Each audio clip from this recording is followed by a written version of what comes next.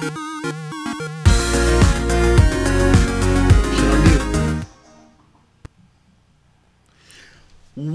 We're live, guys. I am back. Jezzer was holding it down today. I tried my best. Well, your best wasn't good enough. Sorry to say. But I'm back now. Yep. And we could talk about the stuff that I want to talk about. I'm Joe. This is Jezzer. Jezzer, I got to ask you, I didn't see the new episode of Power Rangers. How did you like it? I did not.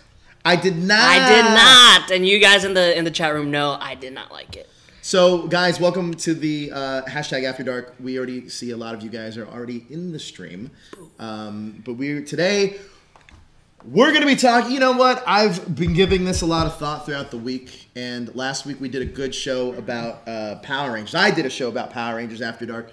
Yeah. Just talking about stuff I wanted to see, stuff that was changing. I wanted to be there. Yeah, you were supposed to be there, but you had some stuff to deal with. Yeah. But this week, I think I wanted to take that up a little bit. Take it up a notch. I wanted to talk about stuff that bothers me in the cosplay community, but also some of the stuff that is good for the cosplay community. Mm-hmm. There's a lot that goes on in that community that I like. There's some stuff that I don't like, and I want you guys to chime in. We're going to be talking about that. We have Kelly interviewed the cast of The Tick. I talked to the cast of the movie Annihilation, which is out currently right now, and we got a little stuff from ALA. People getting ready for those pipe bombs. You'll see them, but in the cosplay side today. I also have a story to tell about Power Rangers. I hung out all Wednesday with Brendan Mejia. Nice. We had lunch, chilled out. Yeah, I took him to one of the Tomb Raider screening with me. Oh. We have a lot to discuss, but a lot of great things. Yeah. A lot of great things coming up for you Power Ranger fans. Brendan Mejia is on board. We're going to be working a lot together pretty soon. Now, we know that the Power Ranger... I know this is not talking about cosplay quite yet because we're not there yet. That's fine. But we know that a lot of people... How do you guys come up with the topics for After Dark? I come on the show, I sit down, and I start talking. That's what happens. Take what grinds your gears and you just make a whole show about it. Pretty much. But the auditions for Power Rangers are coming up, and we have a few people that are auditioning from our show. Mm-hmm. But Brennan saw one of them... and I'm going to let you guys guess which one. He was like, yeah, that one, she's probably going to get it. She's probably going to get it. Nice. She's probably going to get it.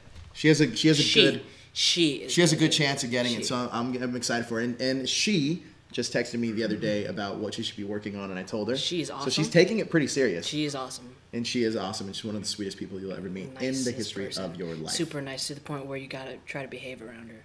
Yeah, because she's so proper. Yeah, and you just don't want to be... I can't be myself really around her because then she'll be like, this guy's an asshole.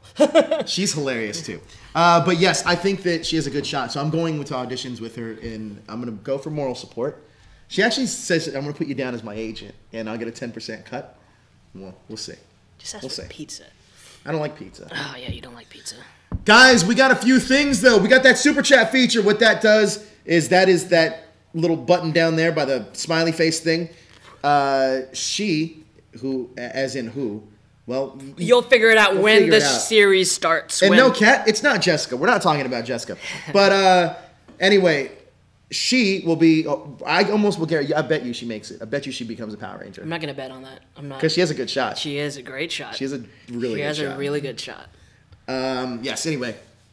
We have that Super Chat feature. What that does, that helps support the show. If you leave a Super Chat, we will answer any question you may have for any one of us. Awesome. It's not Jessica, guys. Calm down. Also, we have where's the Boss Bar? Coming up. It's coming up. Boss! You know that the Boss Bar... A quick question, though. Yeah. With the Boss Bar, when does it end? I will end it. When do you want to end it? Is it going to just keep going all the way up to... No, I feel like it should end soon, and we can get another prize going out. Let's end it next Saturday. Okay, next Saturday. Next Saturday on After Dark. Next Saturday on After Dark. Super Chat isn't in the top left corner. No, that's not what we're talking about. We're talking about the boss feature. The boss button. Yes, that is true. We were talking about the boss feature.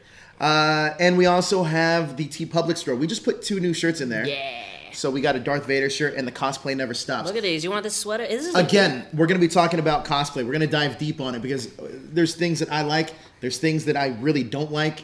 and we're going to talk all about it on this episode of After Dark. So if are we taking calls tonight? We're going to take calls. Yeah. And of course we are. This is my people out here that are watching this show. This is the Illuminati for all you folks that turned in, all you fine folks that turned in. Jalen. Time out. MJ Spud, didn't you already win a ticket to Paramorphicon? When did MJ Spud say anything? No, he's the leader right now. He's the boss right now. Did he super chat on you guys? No, he didn't. But I don't know when did he win that? That can't be accurate. Yeah, it has to be. It's accurate. That's the accurate? Yeah, because he made the one that pushed it over. Oh, what a douche. I'm kidding. Give other people a chance. Come on, you guys. Knock that super chat so you can go to Paramorphicon and get your hands on that limited edition Bandai Lord Dracon figure. I know, and it's really going to be limited edition. Especially since Lord Dracon is no longer going to be a thing. No, you mean Bandai's... Sorry, Bandai's moving on. All right, so we also have something else. THS Hashtaggers Group. What the THS Hashtaggers Group is... It's a page where you can share everything that you find interesting, everything that you find cool in the geek world, and you want to share it with the rest of us. Honestly, I use a lot, like when I'm looking for news for Watchtower and everything, because there's a lot of stuff that sometimes... You don't just use our website? Yeah, I use the website, but then... You wouldn't just use the website of the show? But I'm saying they find a lot of cool little Easter egg stuff. That's a great place to put it. And whenever you guys have like projects that you want to share with us, Kat has that radio show. She shared it. She was pretty good. And Jalen's got his little comic book. You know how I know when you're lying? Your voice goes up. Most people that lie, their voice goes up. Did you get that from I Love You Man? No, it was yesterday.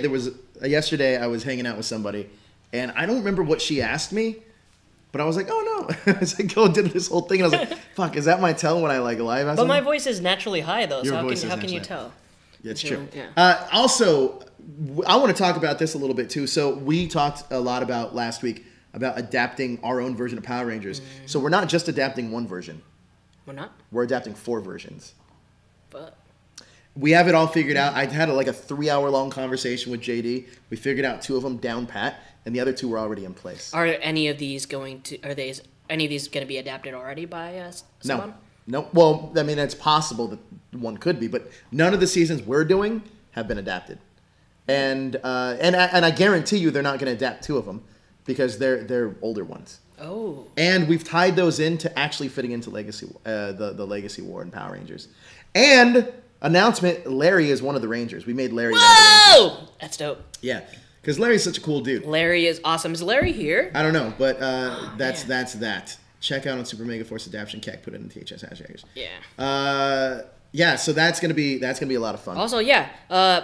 THS Hashtaggers is good for organizing you guys setting up rooms. Like, all of you Hashtaggers, I mean, you guys have been in the chat talking to each other for a good while, so, I mean, you guys should be pretty comfortable with each other, rooming together.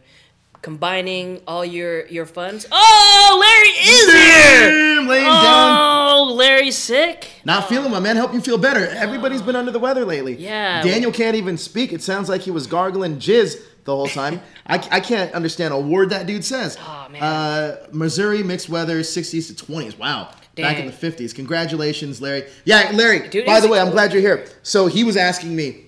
Me and JD came up with a pretty cool character for Larry.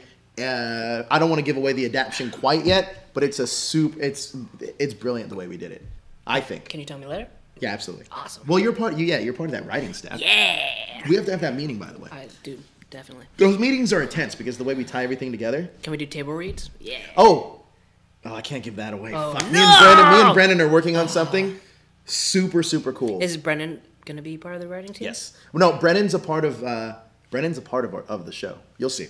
No, Brendan's a part of what we're doing. So is Chris Kamen Lee. As you know, Chris Kamen Lee is a part of that. Lee. So that'd be a lot of fun. Love that guy. That guy's awesome. So let's get into this a little bit. I want to talk this. All right, so here's what sparked this to me. There's so many cosplayers out there that are great. And they do great work, and they should be recognized for their work that they do. And I don't mean, and truth be told, even the people that I personally feel, I don't know how you feel about this, I personally feel even if somebody just goes and buys a costume and feels empowered to be that superhero, whatever it may be, they're a cosplayer. Yeah. At the end of the day, they're putting on a costume and they're playing the role. Cosplay. Yeah. I'm gonna say play. Play. I'm gonna be honest. I'm gonna be honest. In the past, I've made most of my costumes, but with everything being so busy and everything, I have outsourced some of my stuff to other people, and people that I feel are great creators, great fabricators, and like, so I just, I mean, I don't mind paying them a little extra for them to put in work for me. And it's, I mean, a lot of people like look down upon us. Oh, you didn't make all of your costumes. Like, shut the fuck up. Like, I'm putting in the time. I'm trying to make all my costumes. It doesn't work out. It just doesn't work out. So there are those that are out there that I feel that should get that recognition. And sometimes it's so cool going to a convention and seeing a kid and have that kid feeling, take your goddamn phone off the table, you moron. Okay. And having that kid feel like, they're that character, or even they're that character for that amount of time. I think that's a really cool thing. Now, the thing that I don't like is, all right, anybody that's ever been to a comic convention or everybody that's a part of this community, you should feel open and to feel welcomed in this community.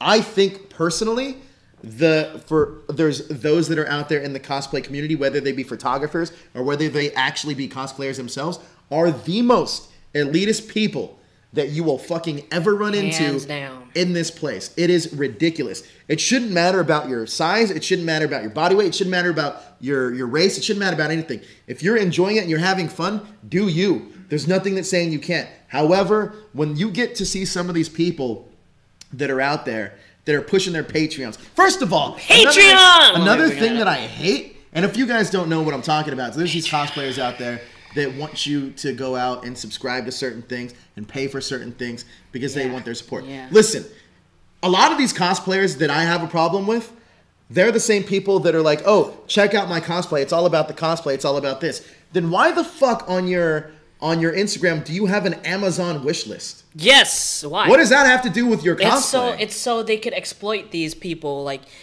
I'm gonna be real. Some of their fans are, nerds that they don't get a lot of human interaction, and they're kind of a little bit they're not successful with the opposite sex. So a lot of these cosplayers like to exploit them and get money out of them for things that don't make sense, like lingerie pics. Have you seen that stuff? Like, people just yeah.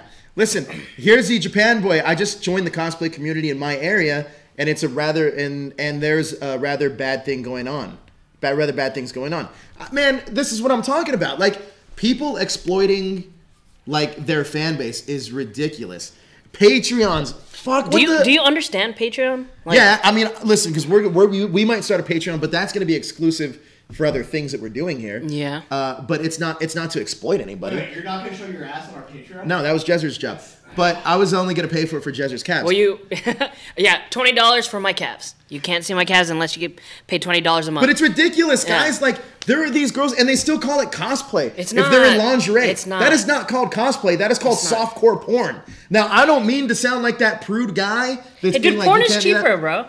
Porn is way cheaper. I can get it for free on my phone. I do get it for free on my phone. Yeah, it's way cheaper. So, guys, if you're paying a cosplayer for Patreon, make sure that you're getting like something great out of it, like something tangible, not just photos or fake intimacy stuff. Like, I don't know. There's some they're charging $100 for a Skype call.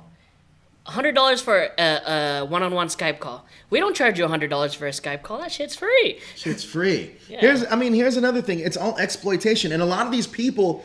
Listen, we've had people that have been on our show in our past that were cosplayers that were in doing this for the wrong reasons, and that's the truth, straight up. I'm not going to call them out by names, but if you go and look at even the people that were on Geek Out Cosplay, I don't want to say all of them, but there were people there that were in it for those reasons. Like, listen, we had a cosplayer that was on one of the Ranger wrap-ups, and I thought to myself, it's cool they're coming on. You're a cast member. They a Ranger fan? No, that was the thing. And they made it very clear they're not a Ranger fan. And to the point where, and you were here for this, we did a news feed, and then what did they keep calling it? Power Rangers what? And I was like, no, that's the wrong thing. Oh, what was it? You were there. Power Rangers. I can't remember what they said. Yeah, I don't remember, but it was something. But we had to keep recording over and over. It's like, it's not that. That's not even a thing. What are you saying? It's just like, It's just ridiculous to me that they're trying to use that for your affection. And I think listen, because I'll be honest, you guys know that I'm a pretty straight shooter. So if you don't like me, you don't like me. Tough shit. And to tell you the truth, I don't really care. But the people that are out there that are on Team Joe, you know who I'm talking. All you Team Joe guys that are out there in the Illuminati. If you're in the don't do my fucking thing. Don't do my thing. Come up with your own thing. If you're in my Illuminati, you are Team Joe, and that's the way we roll. But we're also going to keep it real with you 100% of the time. And I think that with a lot of these cosplayers that are out there, it makes me fucking sick because they are preying on fans. Mm-hmm. They're preying on these good people. Exactly. And and some of the stuff that they wear, man, you can't wear that around families. Exactly. There are some people on their Instagrams where they're literally just showing their ass, their literal butthole, and asking you to pay them money. That's like, what the fuck is that, man? You're not a cosplayer if you're doing that shit. You're exploiting people for their money, and for what? For nothing. I don't know. There you go, Thomas Franco. # what? That's right, Team Joe. Team Joe. Illuminati's here to stay. Everybody else that couldn't get on board is gone. I'm not gonna do What the fuck are you doing? I was gonna do it. So right now, I'm keeping it real with you guys. There have been people that like. Hey, and there's people in the Power Ranger community that are cosplayers. Some are great, and some are of them are dicks. elitists, yeah. And it's just the way it goes. There are people that when you ask to take a picture of them, they'll ask you for a tip or something. It's like, what the fuck? This isn't Hollywood Boulevard. It's fucking Get the ridiculous. fuck out. This is Comic-Con, man. This is fucking Comic-Con. I'm not going to pay you $5 just to take a picture with you. That's bullshit. You know, it's crazy to me because each one of these people, each person you're investing in a person because you want to invest into being a fan. Whether they are that person and whether you get what you get in real life. And what I mean by that is, sometimes you'll see people and you'll think, that person's really cool. But when you meet them, it's all a show, you know what I mean? And Exactly. It's so annoying. I just get bothered by that. And like a lot of these cosplayers, I don't want to say all because all are not like this. I met some super cool cosplayers. Like our buddy Dupree Jones. Great dude. One of the most down-to-earth guys that I possibly know. He's Darth Vader. Go follow him. I think it's, what is it called? Like Dupree Hates Me or something? I met him before. Darth Hater. Yeah. Go follow Darth Hater That on dude is Instagram. so cool. That Like guy's I met him genuine. before I met you guys. We did a Funko show together, and he was the nicest guy. Like he's like just the nicest dude. There are some great people in this community. Don't detour you from that. But there are also those bad apples, and those bad apples are the ones that I have a problem with. Mm-hmm. Those bad apples are the ones that make it for people that just if you've ever wanted to cosplay in your life and you felt discouraged. Fuck that. Like these are those people they're the mean girls. They're the mean girls at school. And I think that that's ridiculous. If you want to cosplay, be proud, be you, do you, wear your thing proud, and you know what? Get recognized for it. Because this is what this community is all about. Uplifting everybody. And I can say that even though sometimes I'm not the most uplifting guy. And you haven't really been on board with cosplay for a while. And I've never made that. You listen, and I'll be 100% honest with you guys. When people will say, "Oh, well, you only do cosplay because it'll get you likes and subscribes." Yeah, this is a business. So sometimes that's what we have to do. But at the same time, I'll be very candid with my feelings about this. And it's funny because everybody in the cosplay community in Southern California knows I'm not a big fan of cosplay. Mm-hmm. You know that. They know that. Yet a lot of the cast members here are cosplayers. Some of them. And everybody knows that. I mean, I don't hide that fact about me because I'm gonna keep it real with you guys. But I'm also gonna say this is that my whole purpose of doing all this, like the stuff that I'm talking about right now, isn't necessarily to change your mind about anything. It's not bad. It's not to shove it down your throat. My personal views. This isn't about that. It's about being equals. It's about all of us looking at each other, walking into a place, especially a convention, a place where, because we all grew up as geeks. If you're watching this show, you're a geek in some form or fashion. And the conventions are safe havens for people like us. Look at these guys. Look, all of these people sharing the same fandom, coming together and just like doing a group cosplay. It's amazing. Look how many different people there are. Right. All these people that enjoy it. And I mean, I'm sure a few of them are a little elitist, but these are just people that enjoy the comics, enjoy Marvel, enjoy cosplaying, just coming together. And that's one great thing about conventions. I like how open some people are, but there are some people that take that and just mess it up, and it's not good for the community. It's not good for people that want to start. Like people, usually when you start, you don't have a lot of money, you don't know where to start, and then you get discouraged because there's some cosplayers out there that have so many followers, so many likes, and for what? And they look down upon you. and it doesn't make any sense. That you go to cosplay, you go to these conventions to feel connected to a community, but then it just turns into high school. Yeah, you don't want to feel ostracized. But Henshins and Helmets Network says, I love how people complain about people trying to get likes and views on websites designed for likes and views. If you're referencing us, that's not the whole point of this. What I'm saying is, if you're a cosplayer and you're promoting yourself as a cosplayer and you have an Amazon link to a wish list, that doesn't make any sense to me. For example, I would consider myself a journalist. If anybody looks at my Instagram account, you can see that that's a lot of my experiences on the field and interviews are on there. I don't have a wish list saying, hey, if you like my stuff, can you buy me a fucking toaster? And no one's forcing any of that. I'm just saying, I don't know. Well, I mean, listen, the safe haven is going to these conventions and being with like-minded people. That's why some of these things like Power Morphicon are so important. And that's why it's important for us to do something like or Angel Grove Prom, is to get the community together under one roof and just celebrate our love of a franchise. Not necessarily to be like, hey, I don't like this person, I don't like that person. And that's another thing fucking too. Here we go. In this community, in the Power Rangers community, a lot of you guys are Power Ranger fans.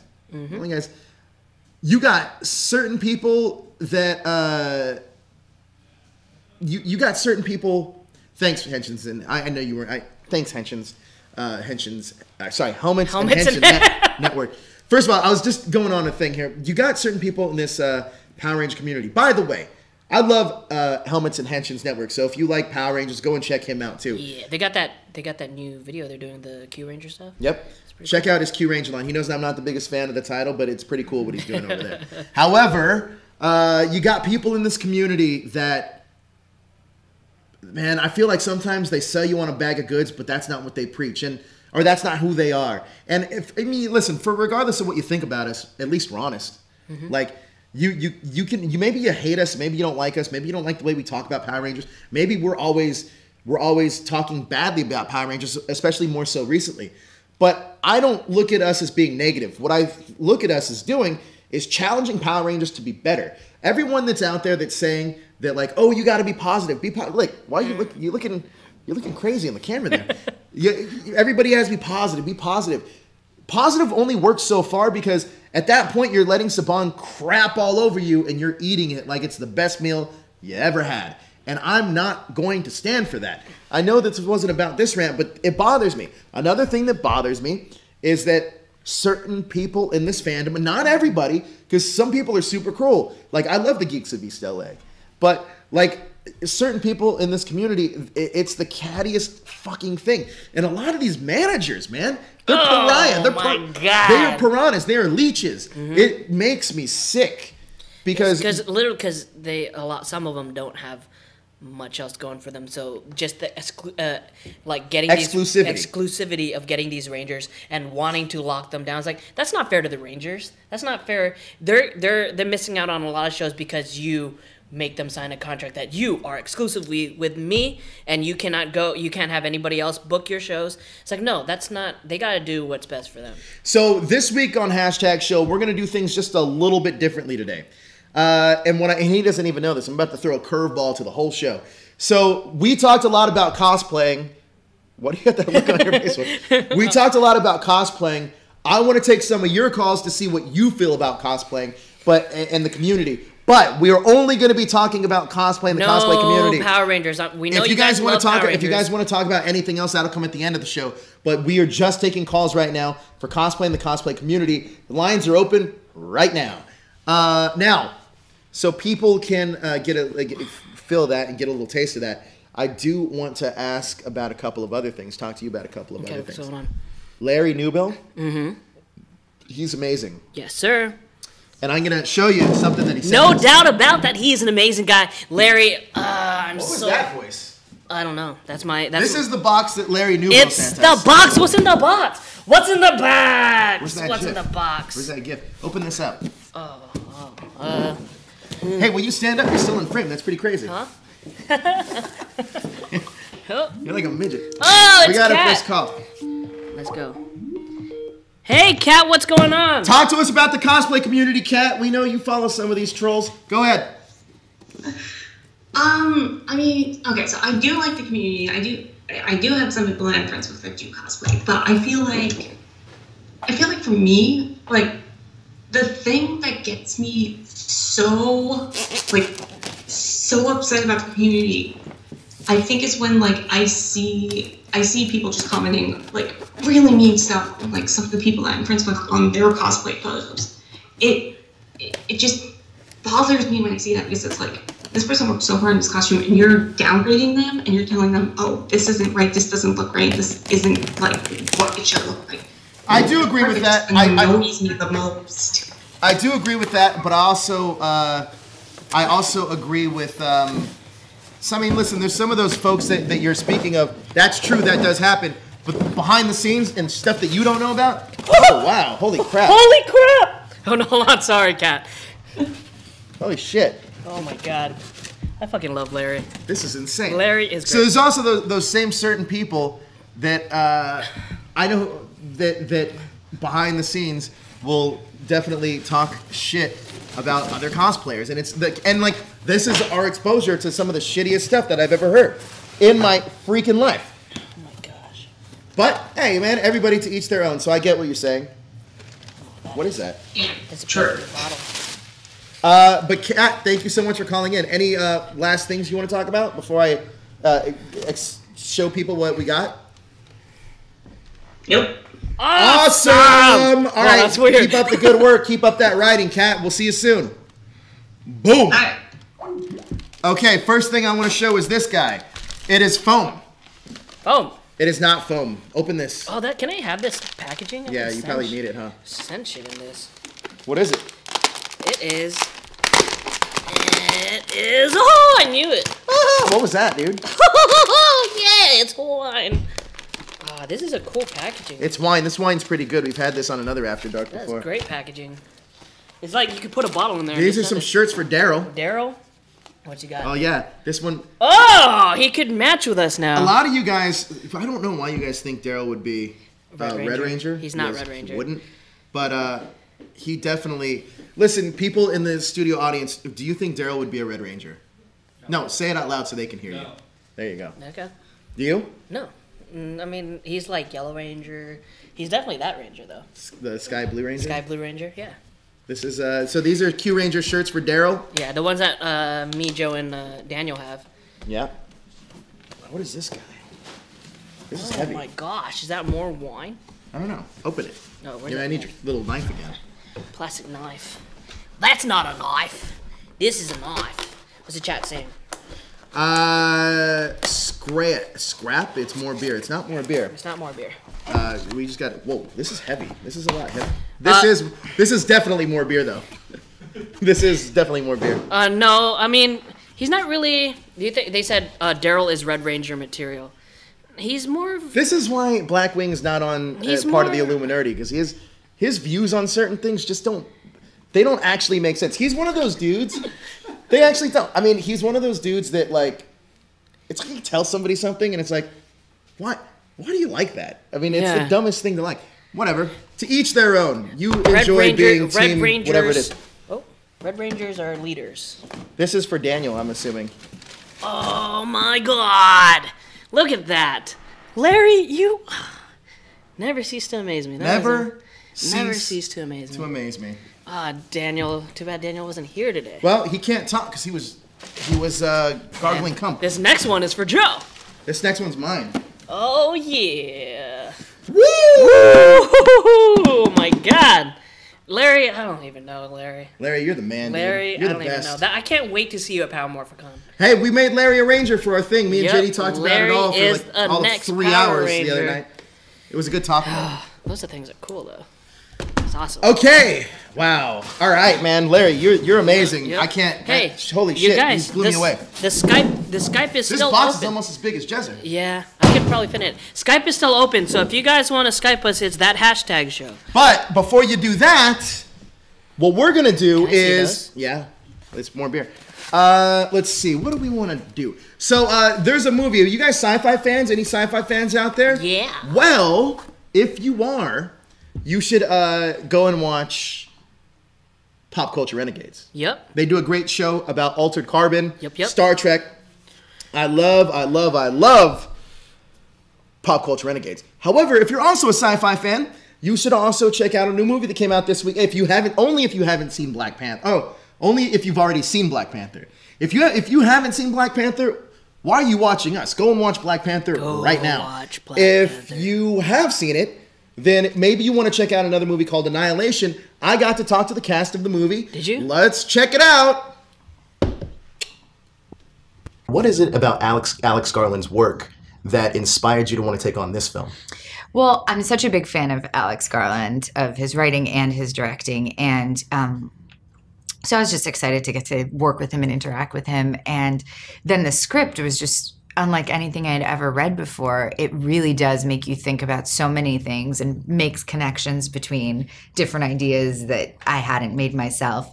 And then also has all these women in the lead roles, which you just never see on film. And it's such a simple thing, but it feels so radical. What did you guys connect with the most in this story personally?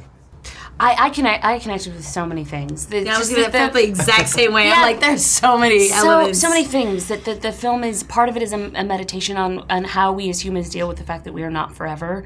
And truthfully, that's something that I take for granted. I don't sit and consider my mortality because it's not the most fun thing to consider, but it's important to remember. It's important to go through life knowing that you're it's not unlimited. Sure. I think it affects the way that you move through space in a positive way. Really, I think so that our relationship to our environment, that we have to be careful. We can't mistreat it. Because we might lead to its destruction to an extent that exceeds our ability to fix it with technology, and that's an important thing to really remember. Recycle. Definitely. Being able to work with Alex Garland, being able to transform into a character that you aren't always given the opportunity to play, being able to be amongst such talented artists that are going to uplift and challenge you. Those were Right. And one thing I love about this film, too, is that there are strong female characters in it that aren't defined by their gender, but more by their capabilities. Right. What do you think that means for this day and age, especially at this, historic, crucial point in time? Well, I feel like just having more than one woman in the room, if you're the only woman at work, then you're the woman. Sure. But if there's a bunch of you, then you're defined by your personality and your talent and your, what you have to offer, your ideas. And I think that goes for everything, whether it's your sexual orientation or your race or your gender or your physical ability. It's if you're the one in the room, then you're representing your whole group that someone classified you in that you didn't put yourself into. Exactly. And if there's many of you in the room, then you just get to be a person. Right. And that's what we're all wanting. It's just to be treated like the person, not a representative of some false classification system. Down under. Yay! So that was Annihilation. That was Natalie Portman, Tessa Thompson, and Gina Rodriguez. Natalie Portman's gorgeous. She's great. She's an awesome person in real life. I really feel sad that her acting stuff, the Padme stuff, kind of slowed her down a little bit. Well, she's an Oscar winner. I think she did okay for herself. I don't think we have to cry too much for Natalie Portman. Nah. All right, so next thing I want to talk about is, listen, I feel like in these After Darks we got to talk about some kind of news, right? Yeah. What do you got? Actually, I don't got any news, but I do want to talk about. Well, we broke a little Stranger Things news for all you Netflix fans. Go to that#show.com. We also got the director of A Silver and Black to confirm that the production has been delayed because they are working on the script right now for it. You've also shifted over the camera. We've shifted over. No, it's always been like that. Has it? Josh? You guys moved a little bit when you put the box in. Yeah. Anyway, we got that. Also, I want to talk about our Power Ranger thing. Well, let's talk about MorphCon. Okay. Well, Are first off, what did? How dare you? Hey, hi, I'm sorry. Hey, you're on my show. You don't interrupt me. You were telling us about your hanging out with Brendan Mejia. How'd that go? Brendan Mejia. What'd you call him? Brendan Mejia. That's not what you said. Yeah, that's what I said. I think you said Brendan Mejia. No, Brendan Mejia. Brendan Mejia? I said m. I was. So me and Brendan Mejia. Why is it like this? Me and Brendan Mejia were hanging out. We are. We went to lunch the other day. He had an audition down here in LA. Actually, we saw each other last weekend. At Long Beach. Long Beach. Yeah. And then we got to talking. He was like, hey, let's do lunch. It was Thursday, actually. He's like, I'm in town Thursday. I was like, okay, cool. So we had lunch. Azim, excuse me. Azim was supposed to be with us. Wow. That was Azim was supposed to be with us, and he couldn't make it. So we ended up talking about, hey, Lucius, I talk about what I want to talk about, not what you want to talk about. What did he say? Talk about my news. No. What? Oh. That's the last time I'm going to mention you. So we were hanging out. We got to talking about some of the things from Saban, some of the ideas we had, and some of the ideas that we're cooking up. I think you guys are going to fucking love. They're gonna love it. I can't wait. Can't wait to hear about it. It's a lot of fun, and it's gonna involve other Rangers. I'm trying to give like a hint that can be vague, so I don't have to like ruin everything. But anyway, hopefully you'll hear about this sooner than later. I have a feeling that you'll hear about some of it fairly soon because we're planning this aggressively pretty soon, and we're doing something special for the 20th anniversary of Power Rangers in Space. Is that your favorite? What's your favorite Power Ranger series? I don't think I ever asked you that. My favorite Power Ranger series? Yeah. It would either have to be Space or Lost Galaxy. I know a lot of people don't say Lost Galaxy. Oh, Lost Galaxy is a great season. I enjoyed Lost Galaxy. I liked it. Lost Galaxy is a great season.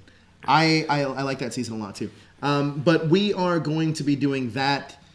Those announcements should be coming soon. Also, Brendan will be here pretty soon. We're just locking down the dates for him to be on the show. Yeah, but I think we're gonna do a couple things when he gets here. Is it gonna be like what you do with Chris? Chris? It's going. I think he's gonna do a full day here. So he's going to do the Ranger wrap-up. He's probably going to do Henshin Hangout. And he's probably going to do my shoot interview.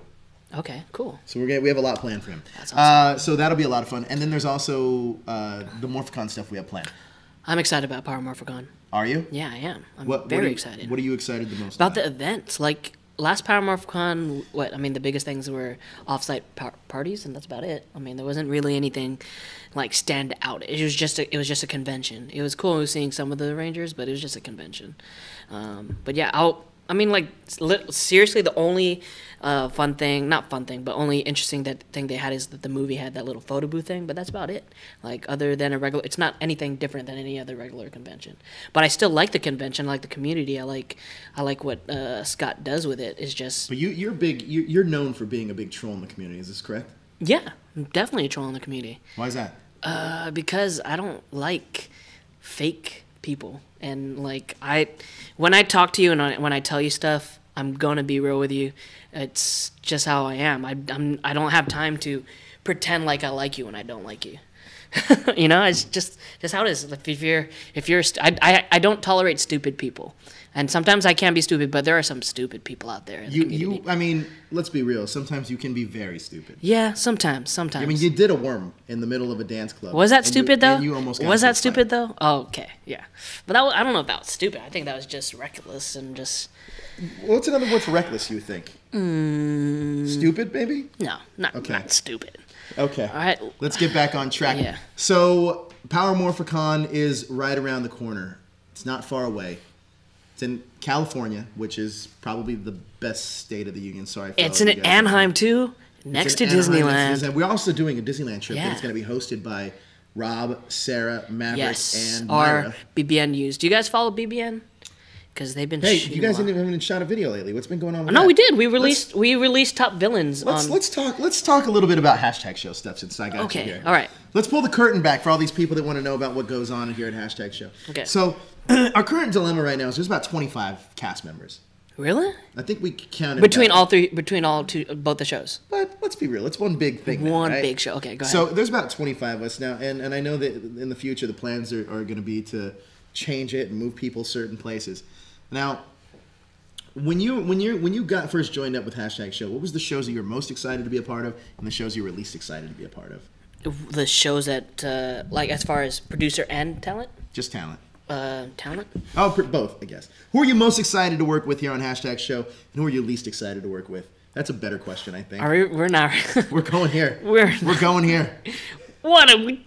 Josh, save me! I can't. This is where I'm glad the screen behind you guys is green and not red because your face was disappear into it. This is the conversation. I can't even. This is the conversation we are having right now. Mm-hmm. Go ahead. We're really gonna do this. Yeah, we're doing this. In terms of what, like, as far as, like, Well, not... Blackwing just kind of hit your thing right on the mark there. What do you say? What do you say? He said 25. I feel like that's less than that. What are you talking about? Well, yeah, what do you mean, Blackwing? To your comment about there being 25 people. Oh yeah, it feels like there's less, but there's about 25 people. There are 25 people. I mean, some of them... I honestly think we counted this the other night. I think there's like 24. There's like 24 of us. Blackwing, a lot of people have different schedules, and a lot of people don't want to sacrifice some of their time to be on the show. Which is fine, because then you see less of me. Yeah. And you see more of me. Well, actually, no, my schedule's been really crazy, though, too. But go ahead. Who I was excited to work with? Yeah.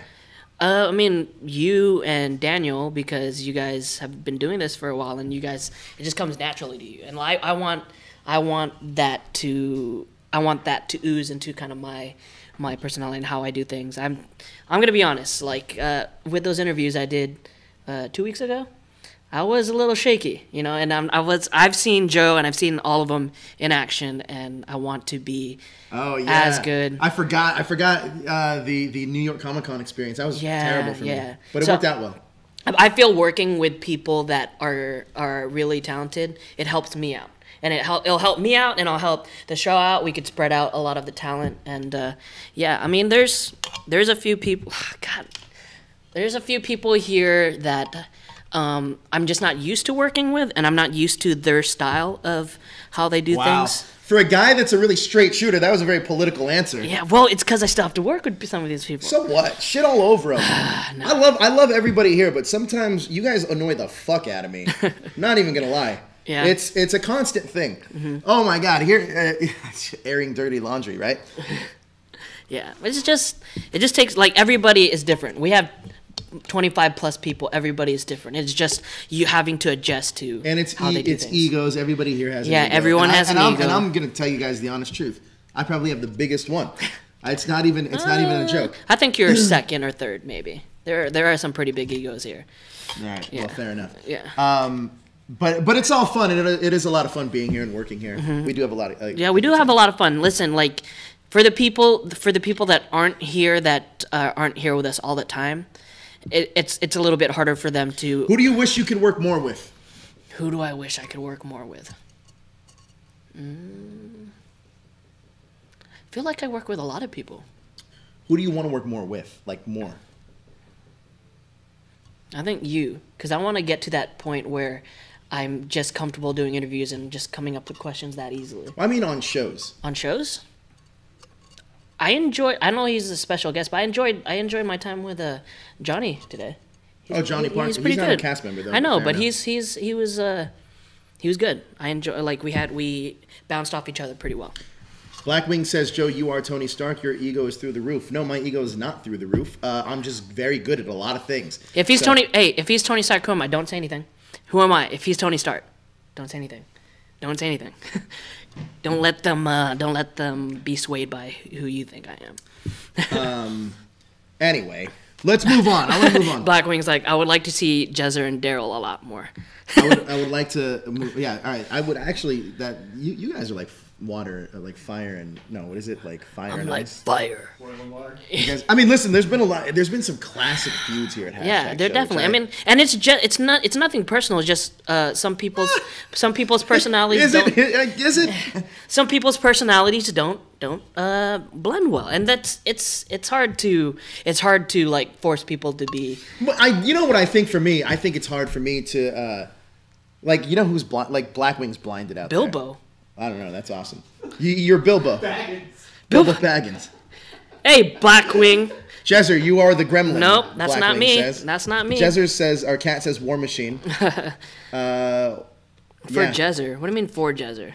What are you talking about, Lucius? He says that you're Iron Man for Jezzer. Oh, no, he's Iron Man, dude. No, I'd be Captain America, obviously. But I think that, what was I just saying with all this? Oh, something like Blackwing. I think there's certain people out there that aren't necessarily, they're not necessarily who they portray to be on, whether you see them in social media or their streams. And that's personally, that's. But we're pretty close, right? I mean, I think I'm a lot nicer, I think, in person to people than I might be on streams. But I'm also very. I mean, I'm pretty. You know me. I'm pretty fucking blunt. Yep. So like, if I don't like something, I'll just say I don't like it. I mean, and Blackwing, where is this coming from? I mean, I have never trolled your gremlin Jew at all. So. What are you talking about? Well, he called me the gremlin. I never gave you the gremlin. Never. Oh. Well, you know, Blackwing's the guy. Like, if we were wrestlers, like he's the guy that always cheers for John Cena. That's who Blackwing is. I get it. Wait. Sometimes you need those guys. You know, sometimes you need those. Who are you in the wrestling? If I was a wrestler? Yes. Oh, that's easy, and I'm sure they'll tell you. If we were wrestlers, who would we be? I already know who you would be. Don't say Rhino. No, you wouldn't be Rhino. Don't say Rhino. There's this guy in New Japan Pro Wrestling named Kushida. Is he any good? Yeah, he's great. And his whole gimmick is Marty McFly. You're totally him. What do you mean Marty McFly? Just look him up. He's great. I'll look him up. All right. Anyway, I'm gonna move on first.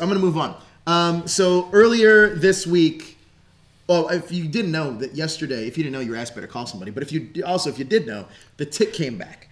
The Tick came back. I haven't. Oh, we did that activation in San Diego. That was pretty cool. Have you saw the Tick at all? No, it's because it's on Amazon. I don't have Amazon. You don't have Amazon? I invested in Hulu. Well, you didn't make the wrong choice. I mean, you got Runaways out of it. Yeah, I got Runaways, and there's a few good things on. You get a lot of old shows on Hulu. But yeah, I invested in Hulu and Netflix, not Amazon yet. Eventually. So, yes, there is that. And if you're a fan of The Tick, Kelly got to interview two of the actors, Peter Serafinowicz and Griffen Newman, who plays Arthur on the new Tick series. Kelly, roll it. Take it away.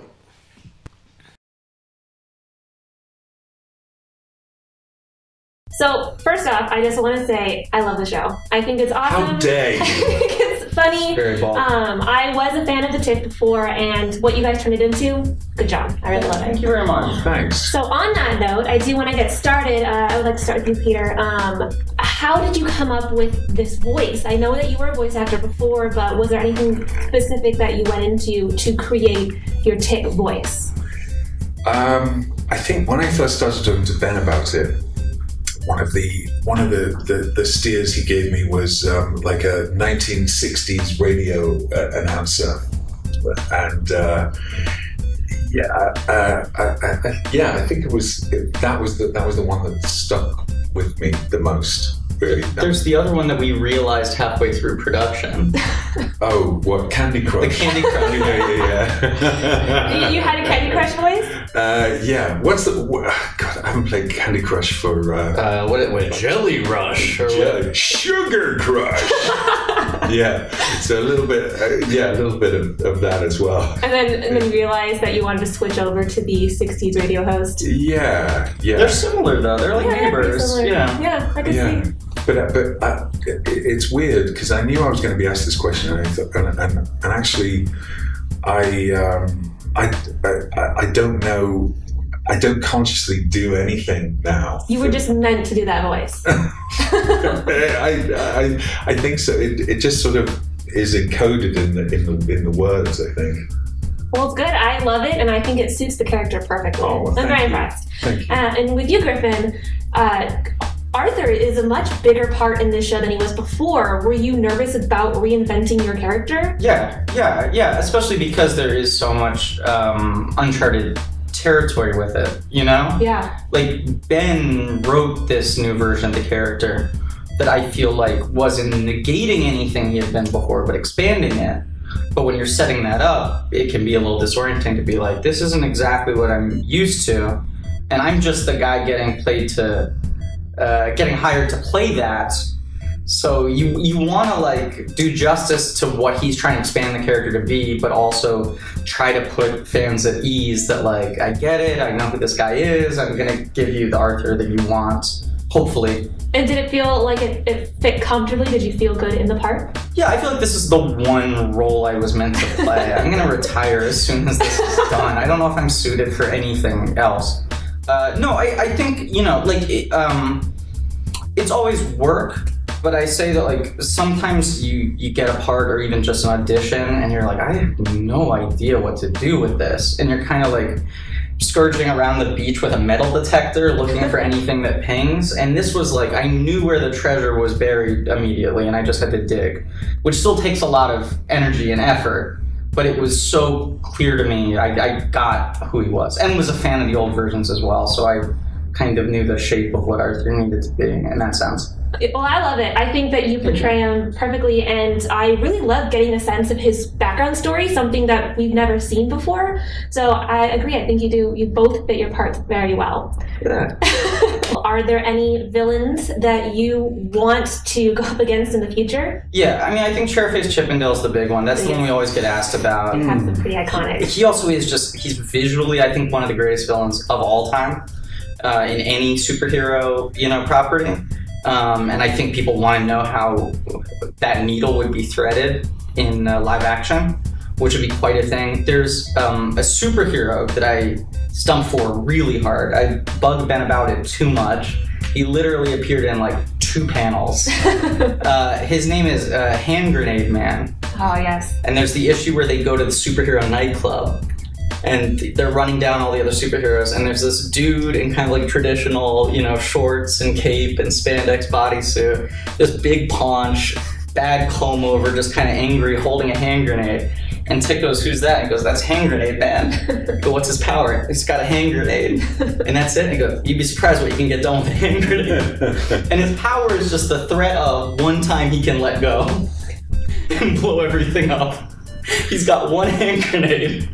So it's he's probably pulled the pin at the some worst point. power to have. Yeah, but I think he's a great it is character. quite powerful. I think that's the role that Paul Giamatti's been looking for. That's the one he's been searching for all these years. And did it seem like Ben was for bringing back this character? Man, interesting.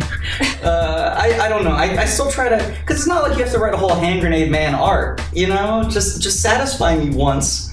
Put him in a scene. Invoke him for half a second. Paul Giamatti will just be a day player. We'll pay him scale. He'll self-report, and everyone's happy. Yeah, he'll bring his own hand grenade. He'll bring his own hand grenade. Yeah. And for you, Peter, is there any type of villain that you would like to go up against? There's some pretty crazy villains, so literally anything you could think of, it probably already exists. I mean, I'm going to say Chairface Chippendale again, because I think the challenge of, making, one thing that he's done with this incarnation of the Tick is to have it all take place in a sort of a real world, feels authentic, and I feel like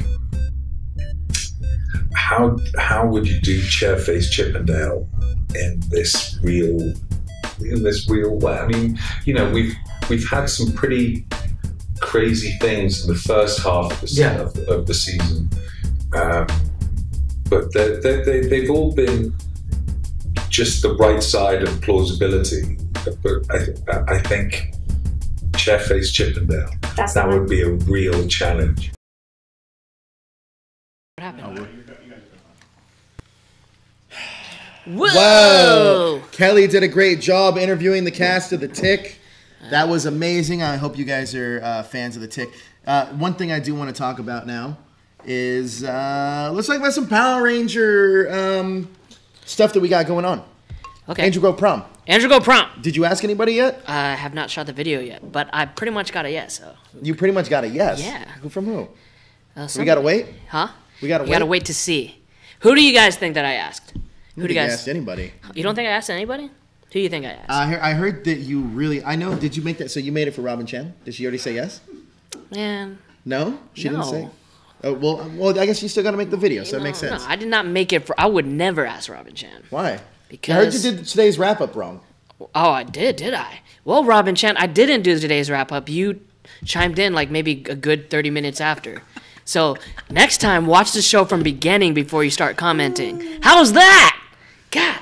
Was it Tell so me annoying? Is this your... Are you on the show? Are you running the show? No. So stop commenting if I did the show wrong. Did you do the show wrong? I mean, no, not really. Interesting. I hit all the marks, you know. I mean, really, with Ninja Steel, you can't. There's not so much to talk about. I mean, it's just, it's. I disagree with you. No, I mean, I haven't seen today's episode, but it's half for me. Ninja Steel has the potential to be good. This one was not. Who's the focus on? The focus is on everybody. I mean, the core 5 Rangers. Freaking Jordy didn't even suit up. Really? No. His name's not Jordy in the show, by the way. It's Levi. Levi Weston. Sorry, Jordy. I apologize. Come on, get it together, man. I'm All right, so sorry. I do want to talk about Power Rangers, though, because we do have Angel Grove Prom, and I'm excited for it, and I hope you guys are all going. Who's going to Angel Grove Prom? Who's going to Power Morphicon out there in the chat? I want to know right here in this You're chat. going with Sierra.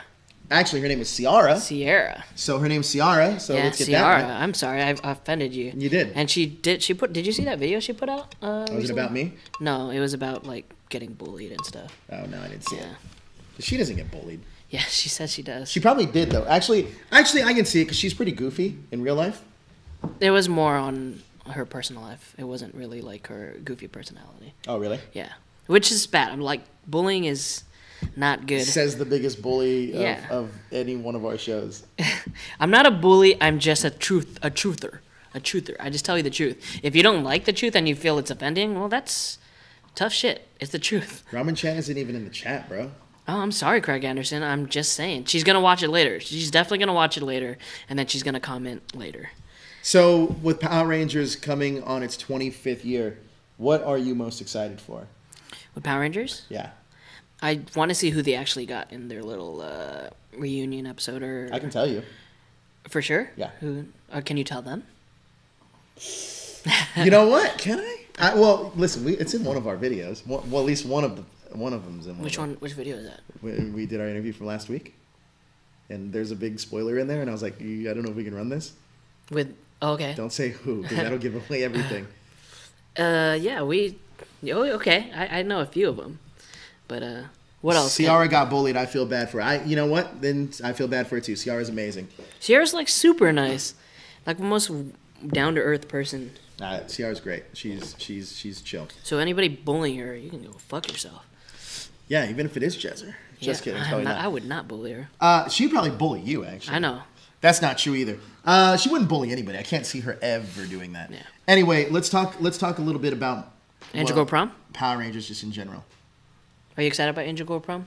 Am I excited? I mean, it's stressful. You're gonna rent out your tux and everything? Nah, I'm not renting a tux. Actually, yeah, I'll wear a tux. You gonna wear a tux? I'm gonna wear a blue tux. No, you're not. Are you wearing a blue Dumb suit. and Dumber one? A blue suit. A Dumb and Dumber suit. No, like a royal blue suit. Like Dumb and Dumber suit. No, that's baby blue. I think we've had this conversation. You and somebody else should go as Dumb and Dumber, like the orange and the blue. I think that was Carlos and Ernie's thing. I'm not gonna go as Dumb and Dumber. Carlos and Ernie are going as Dumb and Dumber. Yeah. Actually, that makes a lot of sense. So let's. What else we want to talk about? We're not getting stuck here. What do you mean stuck? Oh, we got phone calls. We will talk about Power Rangers right now. You want to talk? If you guys want to call in and talk about Power Rangers, talk about anything. Hey, Scoops? Huh? What scoops? Like from this week? From like Twitter. Oh! We can't talk about that. We can't talk about that? Because we settled it already, so I kind of want to bring up that sour thing. So wait, I have a question for you. So you already know the story, the thing that we're doing with our Power Ranger thing. Yes. That's actually a lot of Rangers are surprisingly jumping on board, which I'm really excited about. Yeah, a lot of them are like I've talked to some Rangers where they've heard about it through other Rangers. Are you talking about our Power Ranger thing? Yeah, no. About the Morphicon stuff. Yeah. I'm not talking about that. Okay. Oh, I've heard about that, yes. But I'm talking about our stuff. The thing that, you don't even know that Larry is going to be a Ranger, do you? No, I do not. You did not? I did not. Answer it. Blackwing. Oh, it's the white meat babyface fanboy. Oh! Hey, Jonathan Jennings, what's going on? Hey, Joe. Just so you know, whatever you say to me, I'm still standing, bro. So I appreciate the love. Hey, dude. I appreciate the love. It's good. It's good. You're becoming resilient. You're becoming invincible. Well, it's good. It's also good to hear truth sometimes. Yeah. Would you like to unload some truths right now? What do you mean by unload? Anything. You can just tell us anything you want to tell us. We got pretty hard shells. We can survive whatever you got to throw. But I will just recommend, like I told Jalen in the chat, if you I can't really say if you dish it out, be ready to take it though. Yeah. Look, I can't really say anything bad about you guys, even though I never really saw you guys. I can't really hear him that well. Hold on. Hold on 1 second. Blackwing, we gotta fix the volume. All right, try again. Can you guys hear me? Yeah, you're still really loud. Hold on. Give me a second. I'll do it. Keep talking. Go ahead. Okay, so pretty much what I was saying is I can't really bash you guys because even though I met you guys once, you guys are probably the coolest nerd group I ever seen. I know, like I fuck around with Jezzer all the Why'd time. you do that, man? Stop doing that. I don't know why I do that to you. It's weird. Yeah, I mean. Thanks, Larry. Look at that super chat. Oh yeah, Larry. Thanks for all the cool amazing stuff. It's a little dagger, but yeah, I mean, we're not. Listen, when we. No, let him finish. He wasn't finished with what he was saying. I think he was. He stopped No, talking. I actually was. Yeah, when you just know that when we're saying stuff, it's not to be malicious. It's not to be. Unless it's meant to be malicious. Yeah, unless it's obvious. But no, we're just. A lot of times people perceive the truth as just being mean or bullying. It's like, no, it's the truth. Sometimes you can't. I don't have time to sugarcoat things. I don't have time to like try to be fake, try to be nice to you. Yeah, well, I think the main thing you hit right on the head is that I don't have time to be fake with people. Yeah. Right. So it's too exhausting. Like I think that with certain other people, it's just like, all right, this is who they perceive to be behind closed doors. It's not like that whatsoever. You know this very well. Yes. I know this very well. Everybody here knows this very well. And like with me, at the end of the day, with me, the person that you're going to meet behind the scenes is going to be the same guy that's going to talk to you off camera. And listen, if you could dish it out, and if you could take it, everything that he says, you could take it and dish it out, like he'll respect you for that. And anybody on these shows or anything we do here, I'll never ask them to do something I wouldn't do myself. Mm-hmm. So, like, that's a big important thing too. So yeah, I mean, listen, I understand that people. I think in the Power Ranger community, at least locally, that Jezzer and I are the two biggest heat-seeking missiles there is. And I love it though. I love it because listen, at least the Power Ranger community in where we live, there is a ton of fake people, a ton of just like. There's some really cool people too, though. Yeah, and I'm not saying there isn't. There's a little of both, but there's a ton of fake people that will smile to your face, but then talk shit about you behind your back. And to them, I will say, "Go fuck yourself." It happens a lot. And here's the deal. And this isn't trying to sound egotistical, but it's the truth. Not only do we have the best Power Ranger interviews, we also have the best Power Ranger after shows, and I mean. Bar none. I don't even realistically and you. I'll let you be the judge of that. Correct me if I'm wrong. Do you see Power Ranger interviews that are better than ours? Honestly, no, I don't. I really don't. Why'd you have to slur that a little bit? No, it's fine. Go ahead. Let him finish. I'm being straight up serious. Like, come on. Like, what other interview has like you guys trying to guess? Has a Ranger trying to figure out? Yeah. Try to guess which Ranger was who. Like, what other interview does that? Like, no one. And do you know why a lot of these Power Rangers like respect the show and like don't mind doing interviews with the show? Is because we don't talk to them as if a fan were to interview them or asking questions. Which is nothing wrong with that, by the way. Yeah, no, I'm saying, but they get asked these questions so many times, and a lot of the answers that you want, they're not going to know because at the end of the day, for the Rangers that were only there on one season, it's a job. They're not gonna know things about past seasons, the whole history, because for some of them it's a job, and there are some Power Ranger fans or Power Ranger interviewers that they just like expect you to know everything, and then if you don't know it, then they think little of you as a Power Ranger. It's like first and foremost, it's a job. These people got casted, but some people love it though. Like Brennan, I will say for Brennan, Yoshi, and Peter. I'm saying some. There are some people that are true fans, but yeah, it's a job. At the end of the day, it's a job. Yeah, and I also will add on to that is that I think what it came down to. Thank you guys so much for all your compliments in the chat. What it really comes down to is this: is that with the way we put into Power Rangers, it's not just turning on a camera and being like, okay, this is what we're gonna do. And no, you have no idea how much preparation goes into each decision we make. Like for example, for the last 2 weeks. We were going to release Morphin Monday, and I can tell you it was going to be Tracy Lynn Cruz, and we still are, but we had to hold off on it because there was some other things that we needed to get done first. He didn't even know that. But like there's certain things like the reason why we even came up with some of these games was because we didn't want it to feel like a regular Power Ranger interview. Yep. We want every single one of those like rounds to feel completely different and to keep you engaged because realistically, I can talk to Steve Cardenas 25 times. But if I talk to him 25 times about the same thing, it gets boring for you guys. We got to change it up. It's not fair to them, too. I mean, you want to make it worth their time sometimes. And trust me, we have so much cooking right now that, oh, man, if I could tell you just one of the things. Like, you guys are gonna be. It's gonna be a lot of fun for you guys. Fuck, man. I just want to. I wish I could say everything that we have, but like even with our Power Ranger thing that we're doing with the Q Ranger suits and with the other 3 seasons we're adapting, you have no idea like how well plotted out that is. Like, to the point where Josh, who is behind the camera right now, not even a Power Ranger fan. Not a Power Ranger fan. I pitched him the idea, and he's like, fuck, it's a pretty good story. And then literally I called JD, Thursday night? No, Friday night, I think. It was one of the other night. And then I called him and I told him, hey, we got to talk about this because we got to get moving on some more of these episodes. And then I pitched him a couple ideas, and we're like, dude, like, after pitching him and we started going through the process, we actually changed Larry's character like twice, but it's like where it's at now is perfect.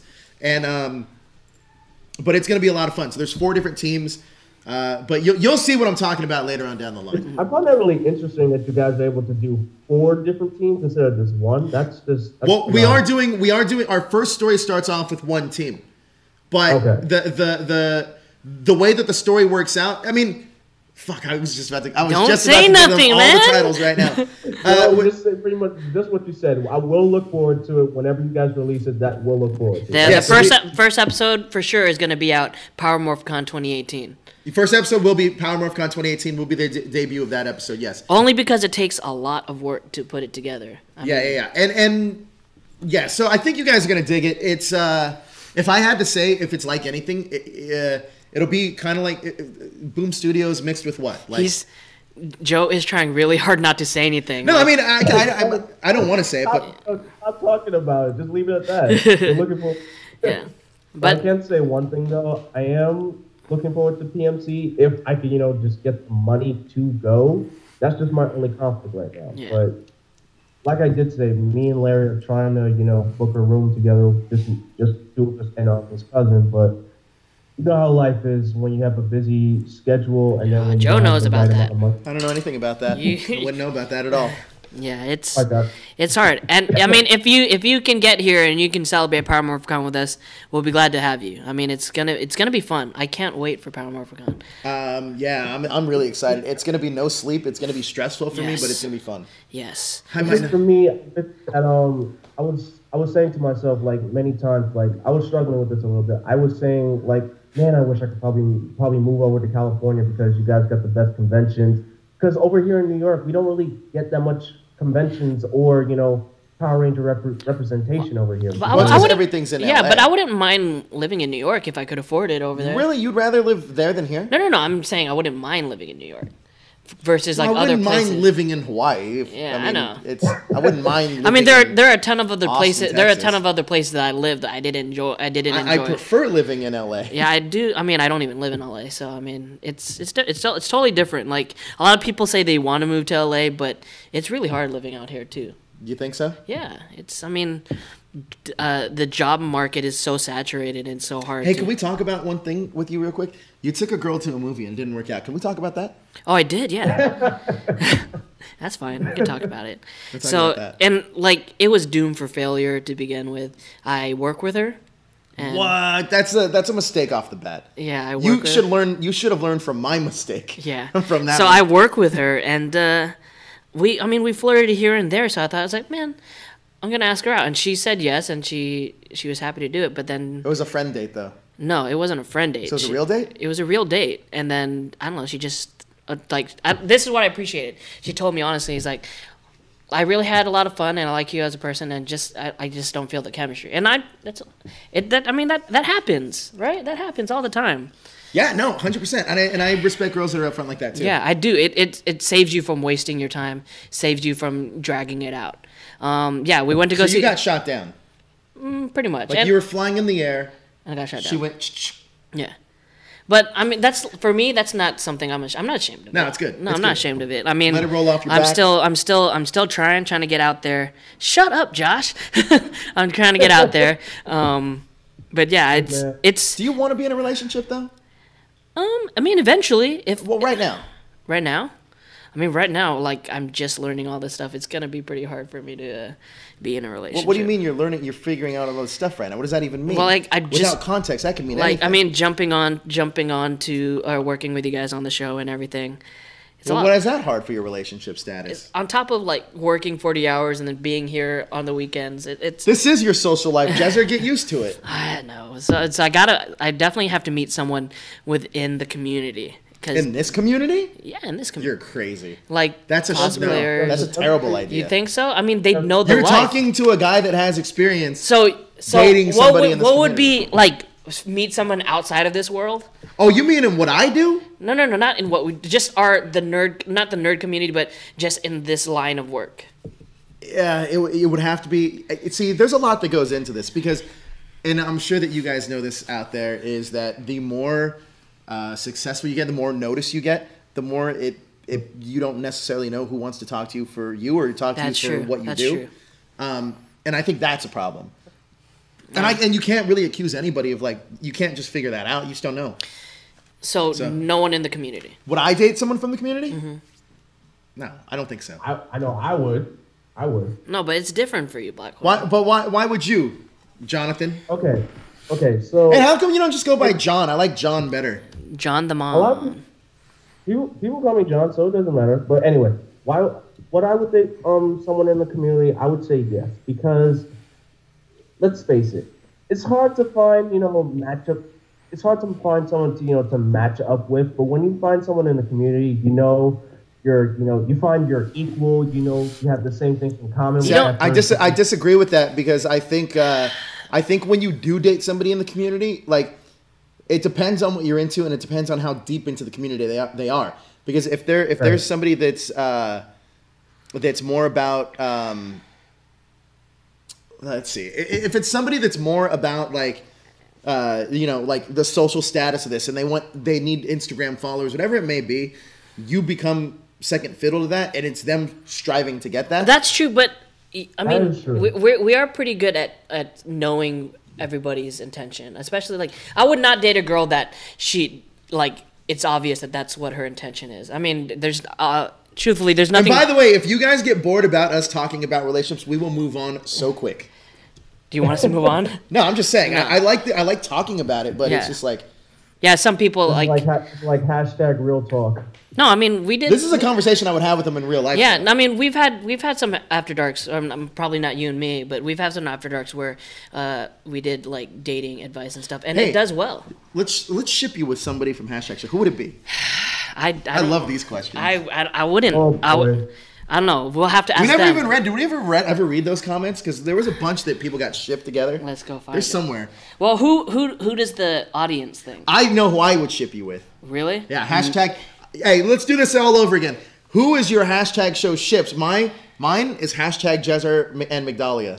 Why is that? You guys? I knew you were going to say that. I was thinking the same thing. Why? Okay, why would you guys say that, though? It's easy. You guys fight like cats and dogs. It's hilarious. You guys have, the best chemistry with each other. And sometimes I like it when Migdalia just likes to crack up on you, especially with one of your, your Jezzer stories. It's like perfect chemistry. And how you like to bash her about her love interest with Idris Elba. It's funny. It's like a... Why aren't the two of you going to Morphicon together?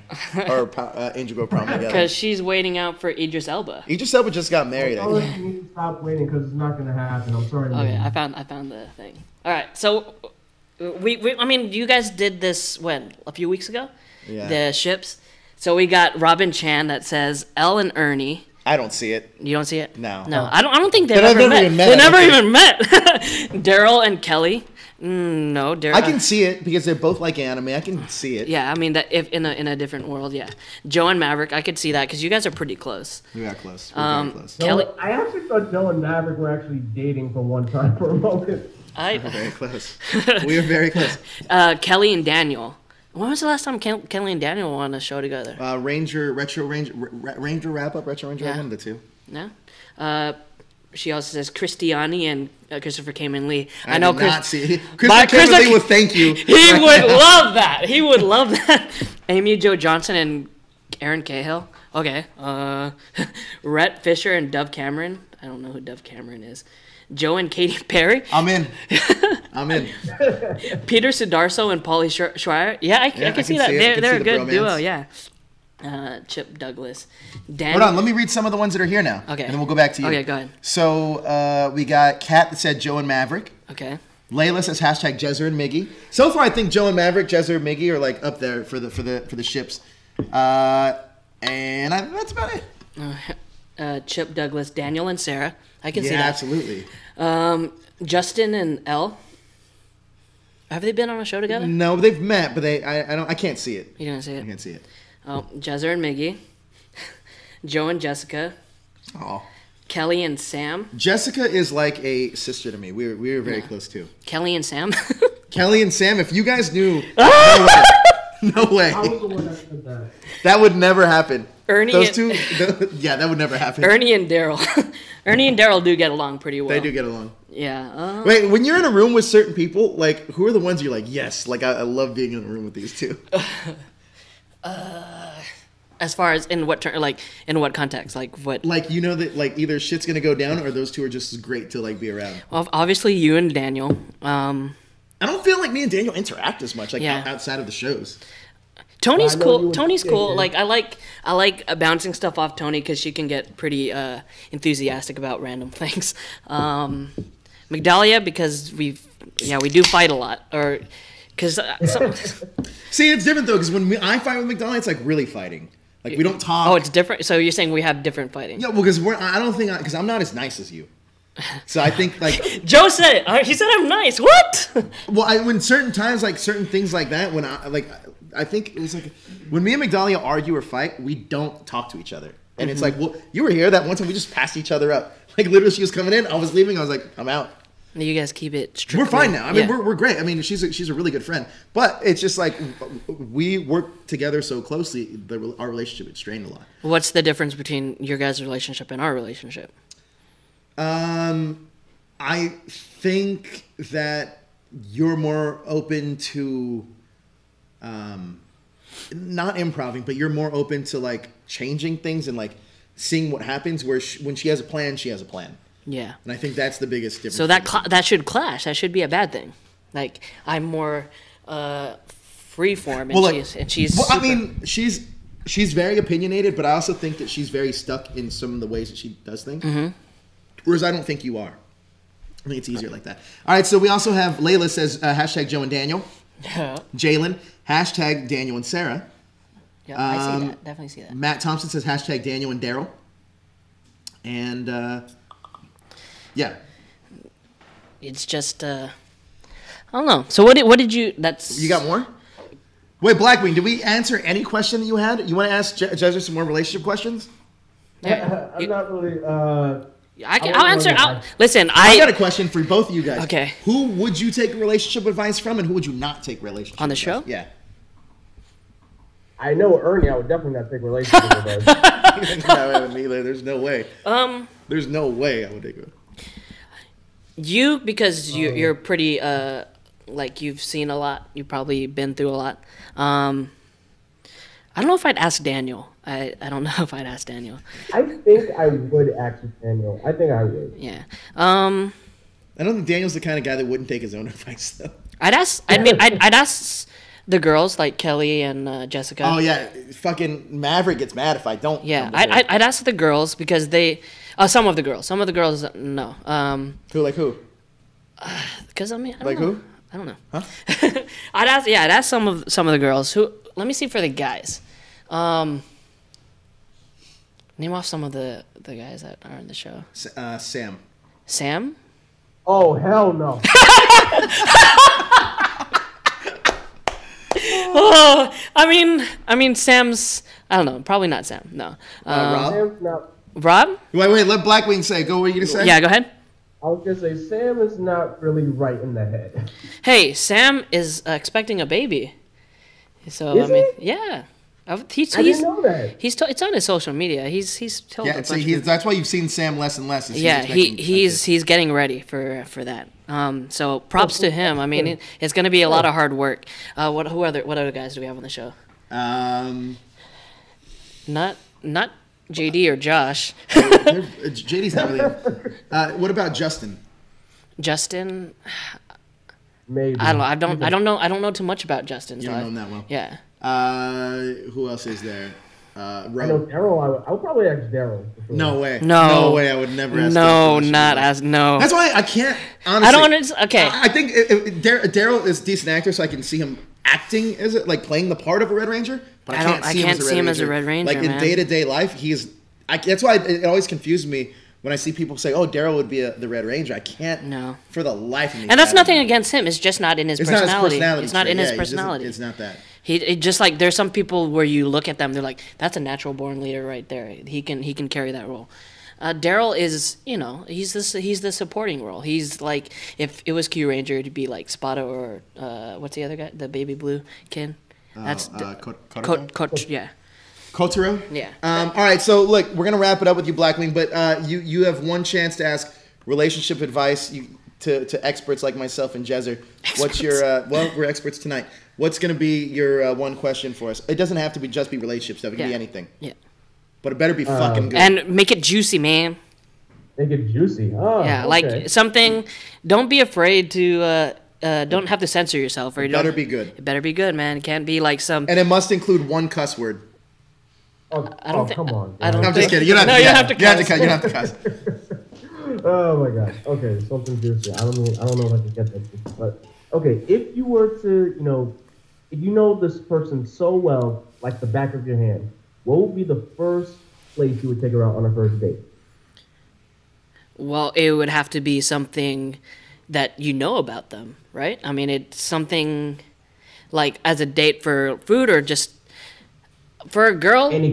For a girl, if before even asking the person on a formal date, it's you got to know something about them. You can't just blindly. I've done that before where I blindly asked this girl on a date. I had no idea that we wouldn't have. I always think that dinner in a movie, if anybody ever tells you, is the worst first date. It is the worst thing. And I'll tell you why. Because especially in a movie, if you're going on a date with somebody for the first time, you don't want to go to a movie mainly because you're not getting to know them. Exactly. In a movie. That's like 2.5 hours where you're sitting together, but you're not learning anything about that.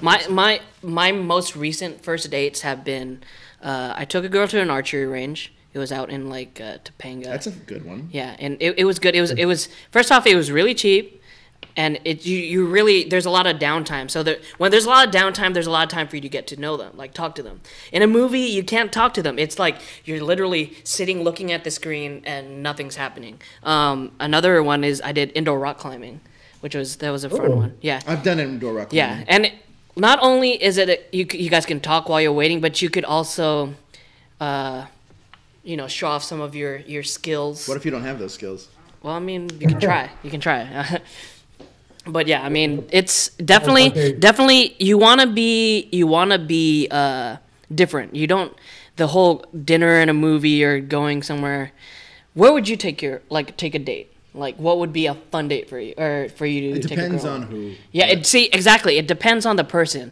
Because I'm a big fan of like you said. So there in El Segundo here in the South Bay, we have, and Josh actually might want to kind of like do this because like I think it's something that he would actually be into. But there's this old school theater from it's like the late 1900s, late 1800s, early 1900s. And they only play silent films, but they do it with like a live organ, so the guy's playing. Yeah, it's a pretty cool thing. So like something like that is like so cool because it's such a throwback of that vaudevillian like days when all that stuff would happen. I personally think things like that are cool first dates, mind you, because because the girl thinks you're smarter than you really are. You just think it's like this cool thing, right? Let's be honest. It is what it is. All right, so Blackwing, we hope we answered your question. I love giving you shit because you chose the wrong side. But hey, to each their own. But I love talking to you, my friend. We got to convert you and have you join the other team. We got to convert you and join the real team. How about just say I'm like Red Hood? I have no side. I'm just neutral. Switzerland is neutral. You got to stand for something, man. You got to stand for something. All right, buddy. We'll talk to you soon. Later. Bring on the calls. Jezzer and I will talk about anything. This is like the AMA. That is literally like you got to take the girl on a date that they would enjoy. Like this one date with this girl that I really liked. I took her on a date to Comic-Con. I snuck her in. Jeez. I snuck her in, yeah. Of course you did. Why would you not? Why would I expect anything higher of you? What, man? You snuck a date into Comic-Con. Exactly. You didn't even pay for the ticket. Hey, she knows. She knows what's up. She knows how it goes. Jeez, Jezzer. Come on, man. Bring on your calls. We're gonna Call give you that hashtag. We're not just gonna give you relationship advice. We're gonna talk geek stuff. Any geek stuff. It doesn't Ooh, it's Cat's back. Cat's back. If this is about Daryl, hit it. Hey, Cat, what's going on? This better be about Daryl, because you're the only one that got to call in twice. Yeah. Hey. Hey.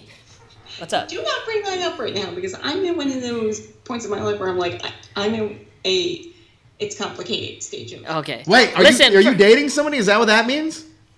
No, I wish. Whoa. Oh, I thought you said yeah. I thought you said yeah. What do you mean it's complicated? Yeah. It's complicated means something else different to me. Mm-hmm. It's a long story I'm not trying to get into. Yeah. First off, Kat. Is this a Daryl story? It's a Daryl story. I feel that was a Daryl story. Maybe. No. But first off, I'm going to thank Kat for all the hard work she does for that hashtag show. Yeah, you do a great job, Kat. You're punching out those much. articles. I love them. Thank you so much. I mean, you are sharing the page. You're doing exactly what we hope everybody else can do. Listen, this is a little thing that I have a problem with some of the hashtaggers is they don't want to share us with everybody else. They want to keep us to get like in this exclusive club. Craig Anderson will call you back. They want to keep us in this exclusive club, but they don't want to share us on Facebook groups. And it's like, if you have friends that enjoy the same stuff that you have, share us out so the community can grow. It makes it better for you. It makes it better for us. Like if we have a bigger family, and so share us. Kat, you're doing a great job at that. Thank you so much for everything that you do. Oh, thanks. All right, so now Jezzer has a question for you about Angel Grove Prom. Okay, what's the question? Wait, Kat, did you ask someone to Angel Grove Prom already? Yes. Who are you going with? And it did not go the way I was planning. I'll say that. What I can't refresh my memory. What happened? So I got asked by Carlos. I sent it to him. I asked Ernie, and then that situation ended up happening. So I'm like, damn. Oh man. I mean, are you gonna go? I don't know. Honestly, I don't know. That's cool. So, do you have any questions for us? Who means you didn't have a question prepared? But there is something I do want to talk about, which is one of the things I did write for the website, which I'm excited about. What? It's Infinity War related. Mm. Actually, a funny story about that. I went back to watch the trailer again last night because I cannot get enough of that trailer. It's so good. It's pretty good. It's good. I kind of wish we had more, but I don't want more. So what's up, Kat? Yeah, what you got? Okay, so the one thing I'm actually excited for, and these guys that were in the Facebook group that may have seen me share this, they know I'm excited for this. The new Captain America figure that Sideshow is putting out. It looks so good. It does look good. She did write an article Which about one? Which figure? Captain America. It's a pretty good looking action figure. Yeah. Who's it made by? Sideshow Collectibles. I don't know toy companies, but I'll check. Why did you ask me who it was made by if you don't know toy companies? I'll check it out though. Does it Does it have? I really like cars. Does it? What kind of cars? I don't know. What kind? Does he have the new shield? From the looks of it, I can't tell. But they do have like an extra hand that like you can connect to it, and he's holding Ultron's head. I thought that was really cool. That's cool. Oh, Ultron. That's cool. Good old Ultron. You think Ultron's still alive? Yeah, 100%. 100%. Yeah. Why would he not be alive? Yeah. Mr. California, Robert California. Hey, Angels! Thank you for joining us for the first time. Said she loves our coverage. Ow. All right, so Kat, thank you for letting us know about that figure. Yeah, no problem. Later. All right. Again, we're taking your live phone calls, talking about... before we do that, you guys can call in right now. You can call that dude back, whoever it was. Craig. Craig. Call Craig back. But in the meantime, what the hell is that? It's the waiting or whatever. I don't Beep. I don't like it, not one bit. I hate that sound. Put it on. Craig Anderson, what's going on, brother? What's up, guys? Joe, Jezzer. Hey, how's it going? So, what do you got for us this week, Craig Anderson? Joe, I don't know if you read the email I sent you last week. Oh, that's a question. I have not read it yet. I just got back not too long ago from Mexico. I've been catching up on emails, but I did see it though. I have seen. It's in my box right now. Okay. Well, I'm just creating my own adaptation of Sentai series and adapting some of the cast members. Well, I haven't planned it out yet. I'm still thinking it through, but I've added a couple of you guys' personalities and kind of translating them to my characters. Awesome. What color am I?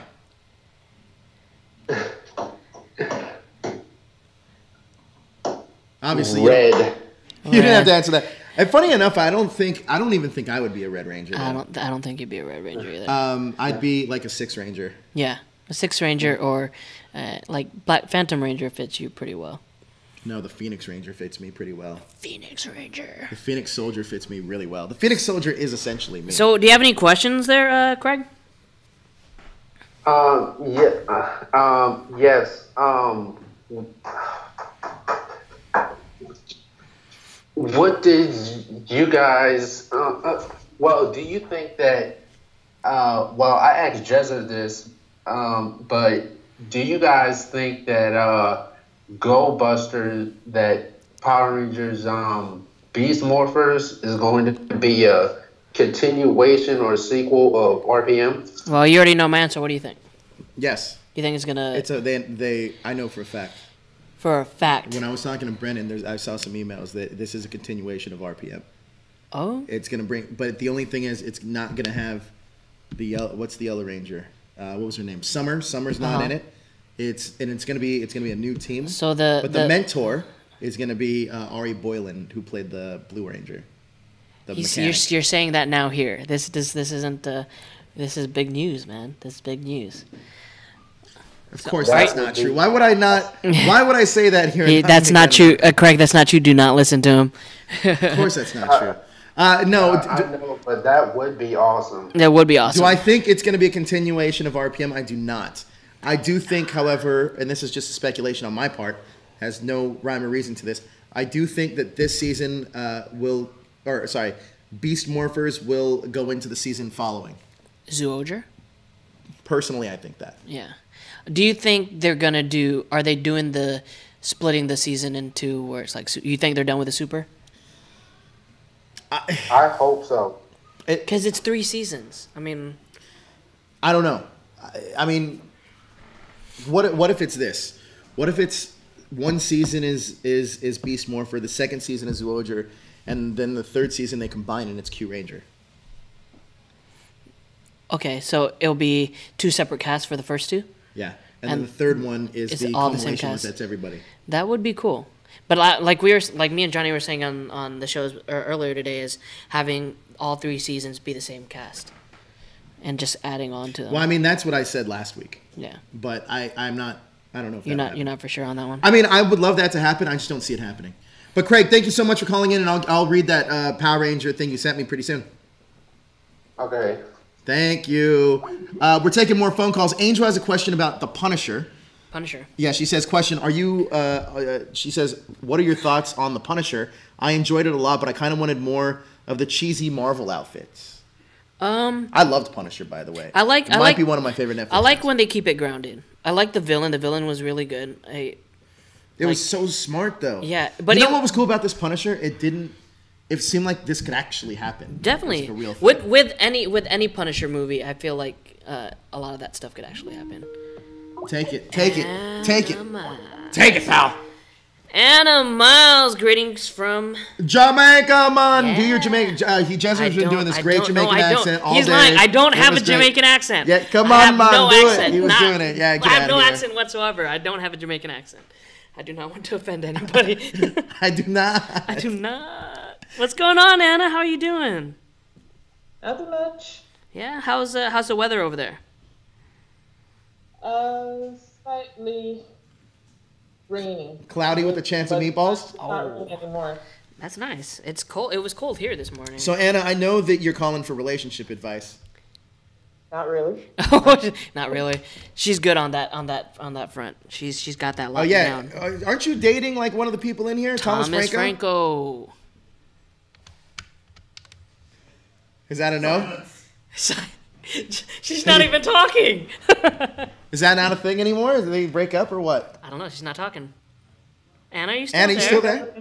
Mine. I can barely hear you. What'd you say? His definition, not mine.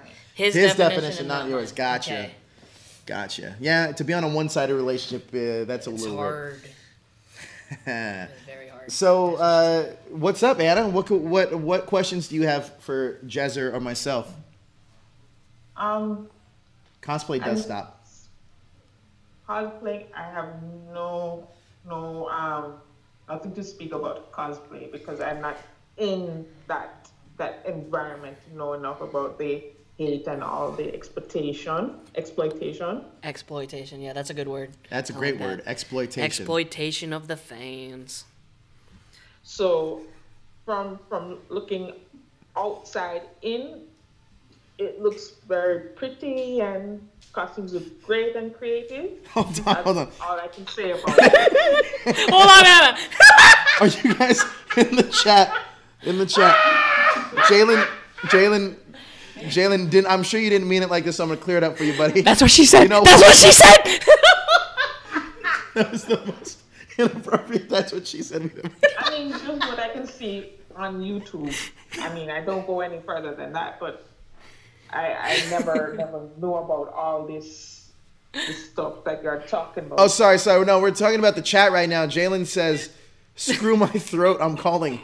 Those words sound weird when you say them together. So you should have chose a better choice of words, Jalen. Sorry, Anna. Anyways, Anna. So you don't know the world. I mean, really, it's kind of good that she doesn't know the dark side of cosplay. Yeah, stay innocent. Stay innocent. Because it is crazy. It is crazy. There's a lot of like just people out there that like to exploit their Have you fans. ever dated a cosplayer? I went on a date with a cosplayer. Who? Oh, I can't. You don't want to say? No. Say. I don't want to to say. Do I know her? No, you don't know her. No. It didn't go well. It didn't go well because she was one of those cosplayers that it was all about the numbers. No, it's not. I don't even know. No. No. I did not touch that woman. I did not. Yeah, you did. I didn't. You showed up 4 hours late to that club. I didn't. You did show up 4 hours late. Listen, I would tell you if something happened. You showed up 4 hours late. There's a reason I showed up 4 hours late. Because you were hooking up. I was not hooking up. You're lying. I had roommates. They were not gonna walk out and leave me as I tried to hook up with some girl. They were gonna leave. Yeah, of course they would. No. Who would? If you and your buddies, if you bring a girl over and you and your buddies are there, and they're like, all right, it's time for us to go, so we could let him have his free. No, because come on, get out of here. Okay, if you were, because a lot of times when you go to convention, you guys share beds or everybody I have my own room. Oh, you can afford that. We can't.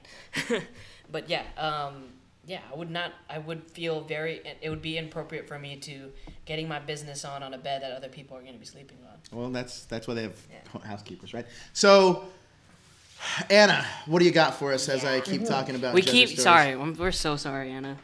This conversation took a left turn. Yeah. Well, the good thing is I watched Black Panther. It's great. Oh, yeah. What'd you think? You didn't like it, did you? I liked it. Like scale 1 to 5? Again. Yeah, it's good. It's good. I watched it's like it twice. My favorite. I watched it twice because the first time I was too preoccupied with the date that I didn't really pay attention to the movie.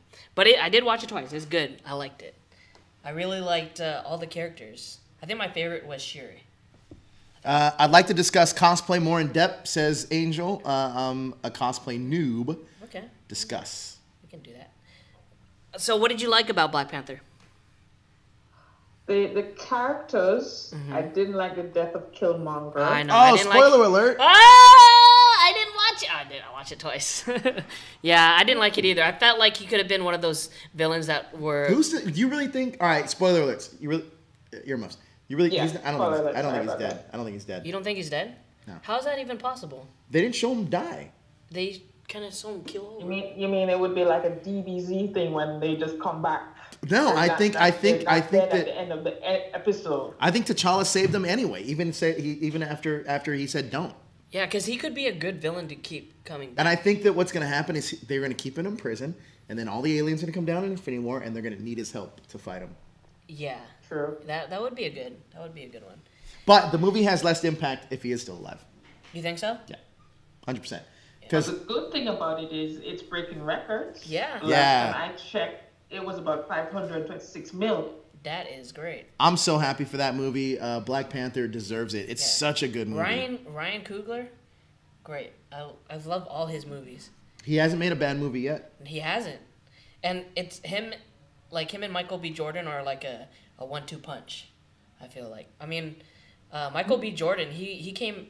I mean, I don't want to say he came out of nowhere, but He's been grinding for a long time. he's been Friday Night grinding. Lights. That Fantastic one movie Four. with Keanu Reeves, Hardball. That one. I remember that. Yeah, he's been.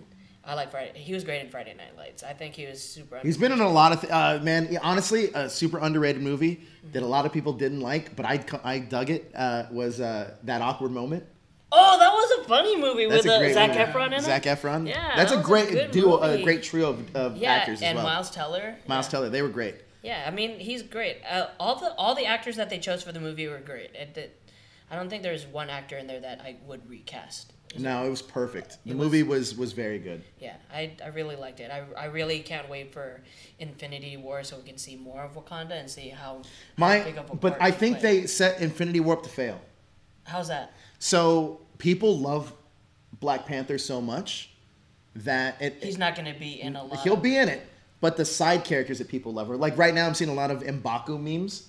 I'm seeing a lot of Shuri stuff. Mm-hmm. Like, and I don't think those characters are going to be in it a lot. They'll be in it for a second. M'Baku is the gorilla guy? Yeah. Yeah. He's great. But, like, I don't think you're going to see a lot of those characters, and I think that's going to be kind of a letdown because they're so great. And then we're going to have to wait a while for Black Panther 2 or Yeah.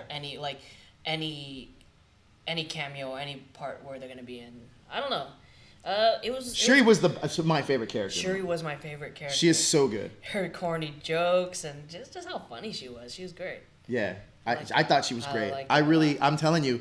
And remember this, guys. He's going to say it. What am I Shuri is going to be the next Iron Man. I said it on the Marvel show way back when. Shuri is going to take that role of Riri. Yeah. Yeah. I said this way, and Migdalia said, no, it's not going to happen. I feel like it could happen. Now it's going to happen. And I'm not saying Tony Stark will die. I'm just saying. I think he's going to become the AI in her helmet. Yeah. And I think he is going to die, 100%. All right, Anna, thank you so much for calling in. Anna, you still there? Yes, I'm still here. Thank you so much for calling in. Are we going to talk to you next week? And Jezzer, I sent you the message. Yeah, I got that. Oh, hey. Huh. I saw that Anna's in our WordPress, but she's not in our Slack, I don't think. Oh, really? You're in our WordPress, Oh, aren't yeah, you, Anna, are you a writer? Yeah, I've yet to get a response from Josh. Oh, go figure. Josh Goldman, the fucking... I sent her a response. The molasses of hashtag show? I don't think I got the email, but... Resend it, Josh. Now I'm looking because I know I sent one. Yeah. Yeah, Anna, I will get that. It's been really busy, but I do, since Watchtower's gone, I do have a lot of extra time. What are you talking about right now? There's a few stuff that need to be sent out. Yeah, what's going on with that? It's been about 3 years. Yeah, I apologize. It's going to get there. And when you do us a favor and take a picture of you holding it and then You should post add it on something hashtag. in there now, I feel like. Yeah, I will. Add the sweater. Oh. No, I Well, cosplay never stops. I'll add a shirt. Sweater, cool. So he'll add one of these sweaters in there. Shirt. Okay. love that. Thanks for calling. Oh, Thanks, Anna. Thanks for calling. Again, we are taking your phone calls. We're going to talk about a lot of things. All right, Jalen, But before call we with get your into throat. that, hey, screw his throat, man. He's going to call in. Angel wanted to talk about more Cosplay stuff. Yeah, let's talk about that. Already. Go ahead. Answer it. Jalen Glover, how you doing, man? Jalen, I have a word of advice for you. You ready? Jalen? Wow. Whoa, okay. You sound like Daniel kissed you. Yeah. I have a word of advice for you. You ready? If it's regards to that comment, please ignore it. No. It's regards to your throat. You should drink tea with lemon and honey. Lemon, honey, and ginger. I know I tried that. You tried that? Oh, man. I love to try that. I meant to. So you got a question for us? Because we can barely hear you. Yeah, it's... What you got? Yeah. My question is, what are your opinions on like combining specific characters into one cosplay? Oh, like mashups. Like mashup? I love it. Yeah, if it's done good, yeah, I like it. When it's done just for likes and views, or just where it's like not, I don't know. A good example would be like the Leia's, like the slave Leia's. Not the slave Leia. The slave Leia's Disney princess thing. They're like someone did Goku and Wonder Woman. It's like that's two different things, and it's really there's no universe where that would cross. Why? Says who? Says me. That's your no. Yeah. They could totally cross. I do like it. I mean, some of it's really good, especially when it fuses together really well. There you go. Hey, yeah, what's up? It's good to know because I've been thinking about, well, it's kind of Power Rangers related. I'm thinking you don't doing say. A cosplay like the Shadow Ranger from SPD and like the Wolf Ranger from Jungle Fury. Shadow Ranger from SPD and the Wolf Ranger from Jungle Fury. So wolf based. Yeah. So a canine based thing. Yeah. Yeah. I mean, that would be cool, but I mean, their aesthetics are a lot alike, so you wouldn't really notice that it's a mashup. I guess so, but I think like if I did like a combination of the. Yeah. Oh yeah. That hashtag show says drink a hot toddy. I think you should just drink a gallon of whiskey. Yeah.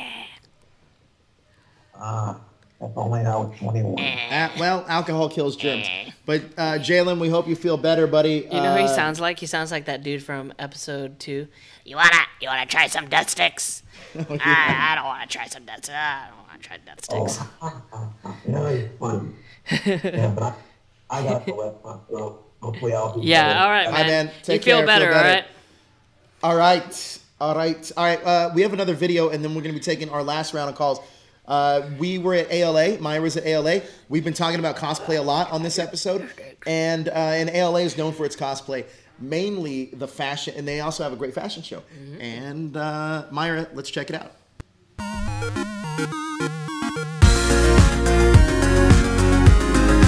Hi guys, Maya here with That Hashtag Show here at Anime LA's fashion show. And right behind me, that's right, is the stage where they'll be showcasing the designs of 8 different fashion designers and their brand. I'm psyched, I can't wait to see what they're gonna show up on there. And if we're lucky, we're gonna get interviews from the designers themselves. But in the meantime, I'm gonna go ahead and show you what takes place backstage before the show. So let's go and take a look.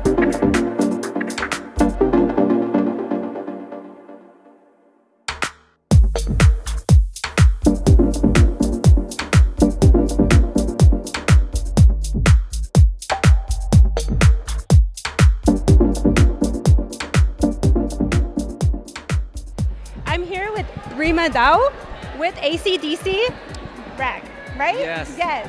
So tell us a little bit. Tell us, how do you like your experience so far? So far, it's really fun. I'm having fun, as I love this event. I really appreciate joining this fashion show, and thank you very much. And how would you? What inspired you to do fashion? Inspired. Actually, I'm inspired by our fans, our customers. They are making really unique and interesting fashion. So I always check their posts, and I'm inspired by them. Yes. Yeah. Nice. And then, what would make you, like, for example, I've been to Japan and I loved it. I've been to your shop in Harajuku. I loved it. But how would you explain, like, the designs? Like, what do you look for inspiration? Okay. So I always want to show what is Harajuku style. So, how would you explain Harajuku in your words? What is Harajuku? Where? Yeah, what? What is Harajuku is? Harajuku is it's really simple. People wear what they want, and people do what they want to do. So that is Harajuku. So that's free. Yeah, free. Yeah, our brand concept is no borders. it means like the free for everyone, and ages, genders, countries, it doesn't matter. So everyone can wear as they want. Right. Yeah. That's nice. Love it. I love it. And I have to ask, why the name ACDC rag? ACDC rag is it means like AC and DC is a name of electric a current.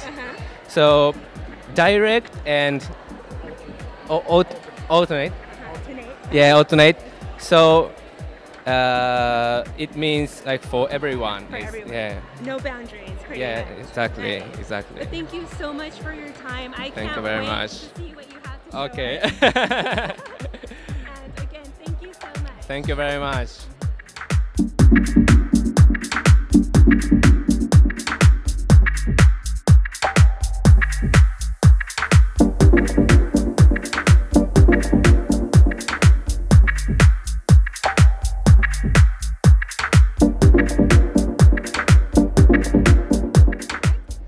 All right, guys, now we're with the House of Ryua Design, right?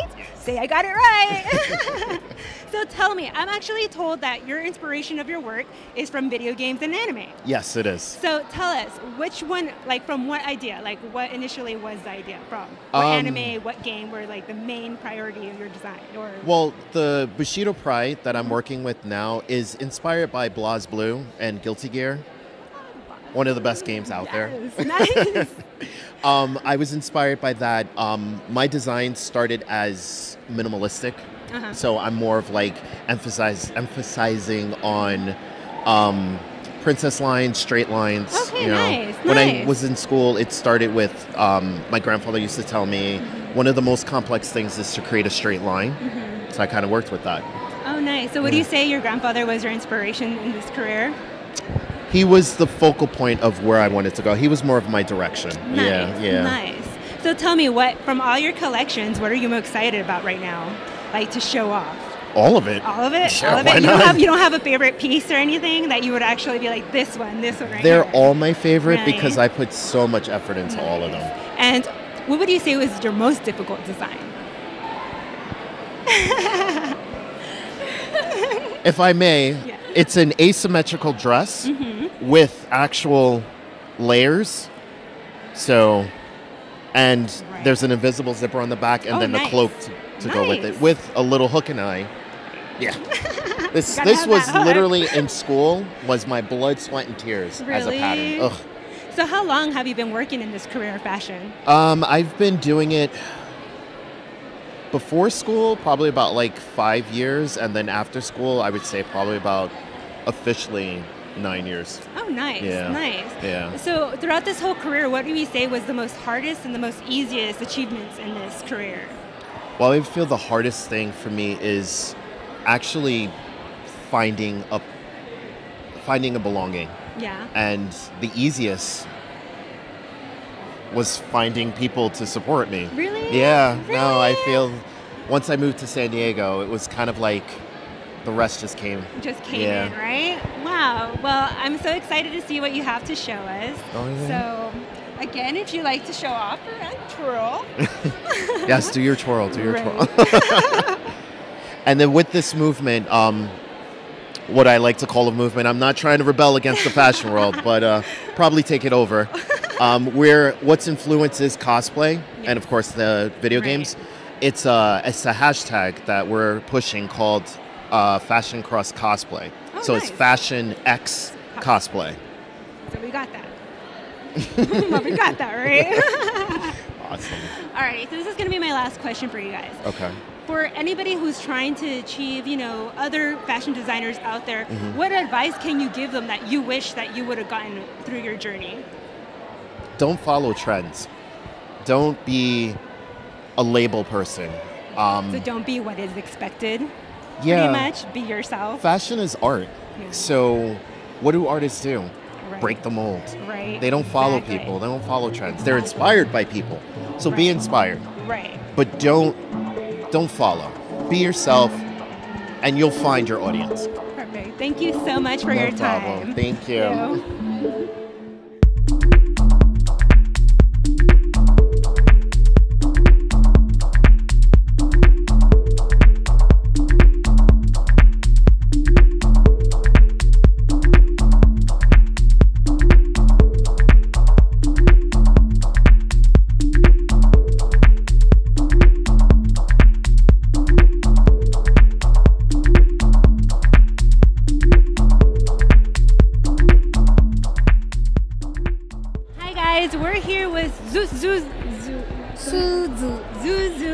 Mamoy. Hi.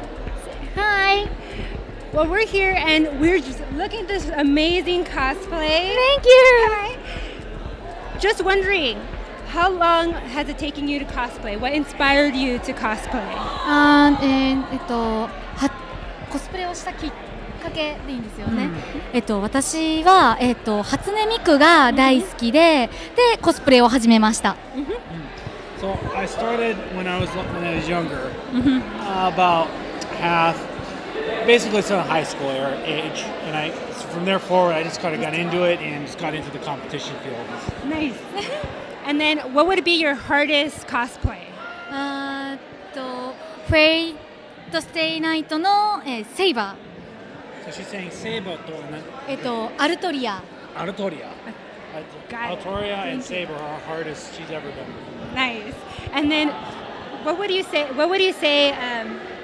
Let's see, your most, I don't want to say difficult, but more like proudful cosplay. Your favorite cosplay. 一番好きなコスプレは何ですか？一番好きなのもセイバーです。Saber. Her favorite. Saber is my favorite. Right, perfect. And what advice would you give to any of your fans that would want to achieve the same cosplay as you? ファンでメッセージをなんていう？たくさんの人に日本の文化のコスプレを楽しんでほしいので、ロサンゼルス全米の人にもっともっとコスプレを楽しんでほしいです。She says that she wants people to have a great understanding for Japanese culture and fashion and cosplay, and there's lots of great opportunities in the LA area to experience the same culture. So in other words, get immersed in that space, and you'll kind of gravitate to that. Nice. And I do have one final question, actually. It just came to mind. Okay. How is it different from the cosplay here, the cosplay in Japan? コスプレはアメリカと日本よりはどっちが一番好きなんですか？どう思いますか？どっちがアメリカ一番ベストとか日本はなんていうの？でも楽しんでるのはアメリカの方の方がすごく楽しんでて、日本はどちらかというとすごいクオリティを高める。楽しんでるのはアメリカの方がとっても楽しんでる。She thinks like the American cosplay is more fun. They don't really, they're not into the details, but they just want to go out there and have fun. Whereas the Japanese side is mostly, they're about quality, they're about getting the image right. They're going to be exact copies. So she likes the American version because it's kind of fun. Nice. Well, thank you so much. We're excited to see everything you have for the near future. And again, thank you. Thank you. Next time.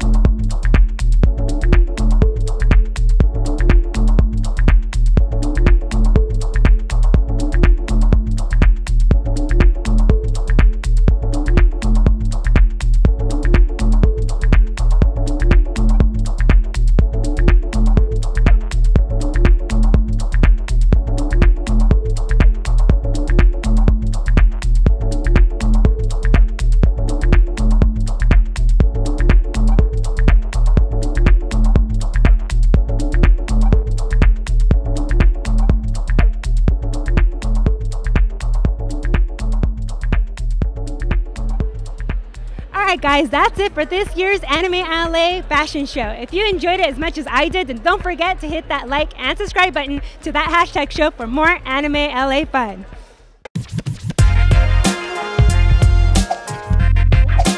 Hold on, we're about to go live right now. Hey, you go by Angels? Okay. Hey! Yeah, we're back. So I hope you enjoyed that little thing that Myra did. It was pretty cool. It was pretty cool. The fashion, got to learn a little bit about fashion, right, Jezzer? Fashion What did you learn? I'm just curious. What'd you learn? About the artist and what it Yeah? takes to put on to make these costumes. All right. But we do have a live caller right now. Yeah. Her name is Angels. We got to chatting it up with her. She called during that video. Angels, how are you? I am, well, I guess you could say okay, since I've like locked myself in my tiny flat bathroom whilst my boyfriend, bless him, with a really painful arm, is sleeping. But I am, as you can probably guess by my crazily Londonized accent, from the UK, from the town. And yeah, but I'm based in Arnhem from Holland right now.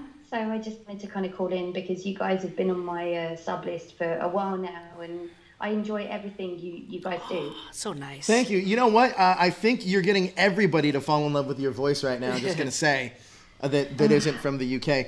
Yeah, but I mean, I don't get that because I don't think that it's like normal for actually the UK accent is that great.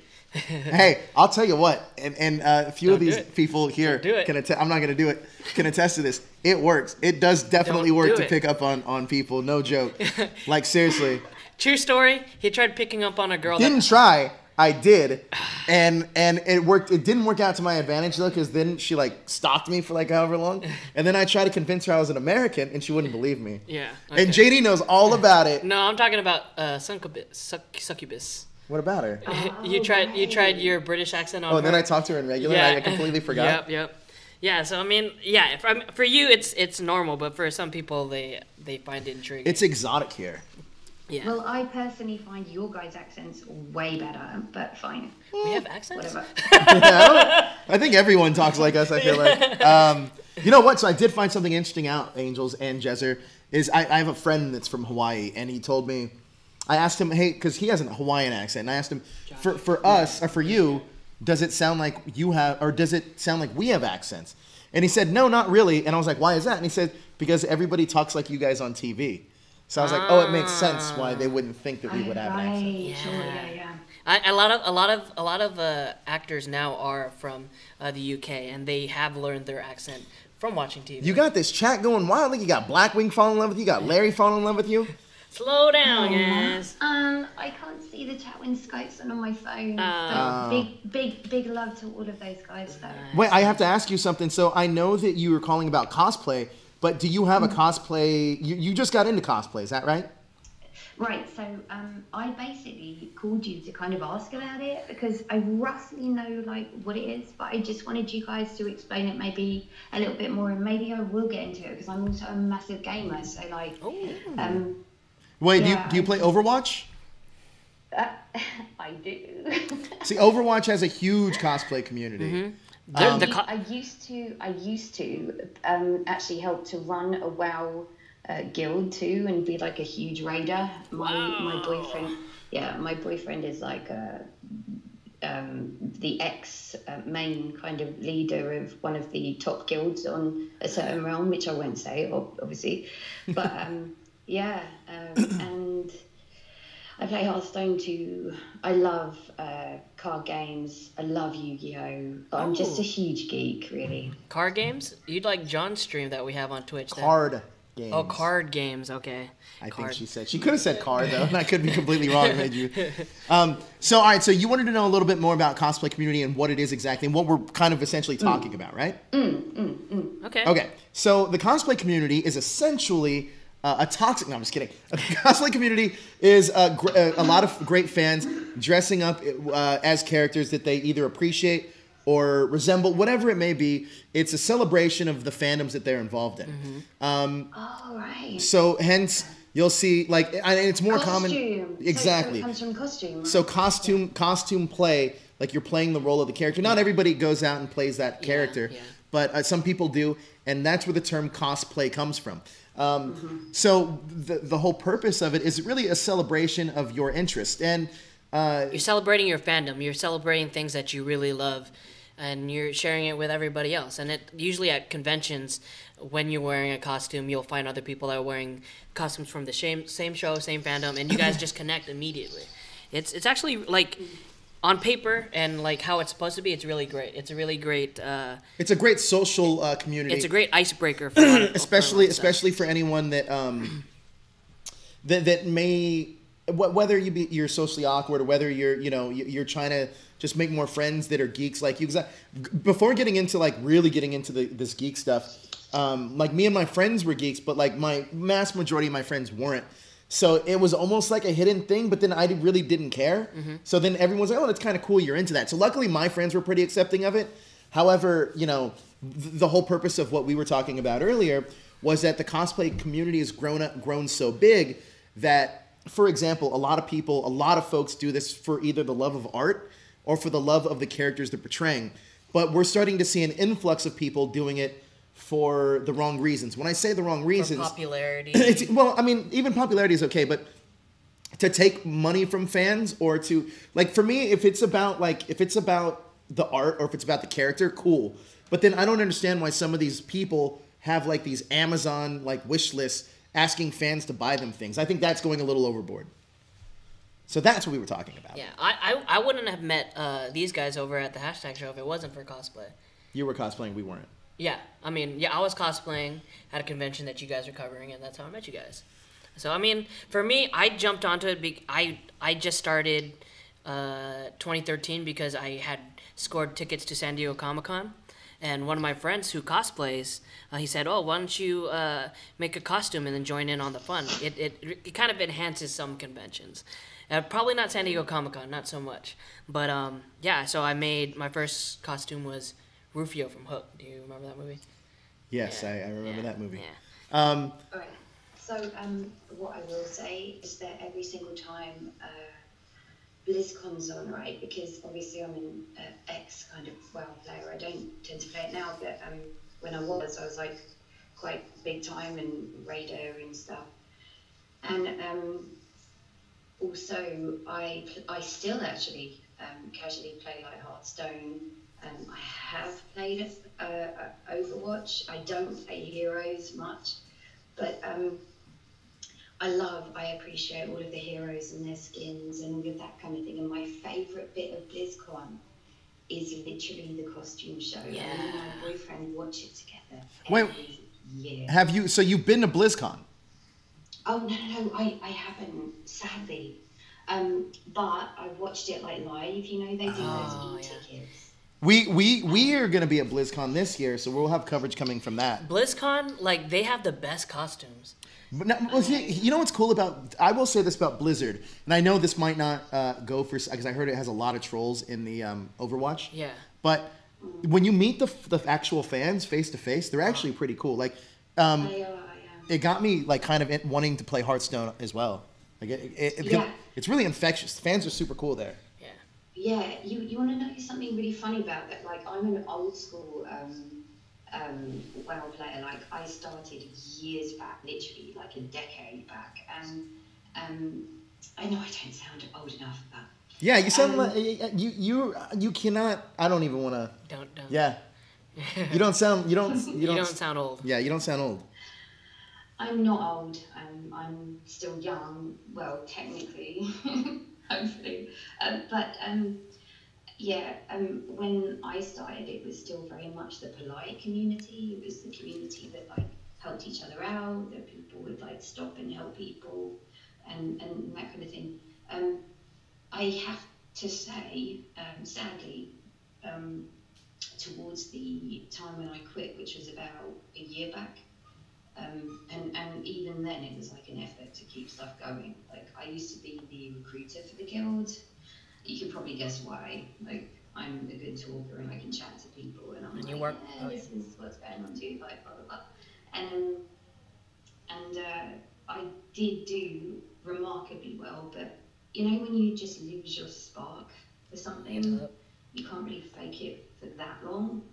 And I was just like, And one of the reasons, it's interesting that you brought it up, because one of the reasons is literally because it was like 15-year-old trolls rather than old school gamers. Sure. Yeah. It happens. Yeah. It happens. It happens with every community. It definitely happens with every community. So wait, I have to ask, I know that most of the people that are watching currently live right now probably found us through Power Rangers, and it seems like you were one of the first that didn't.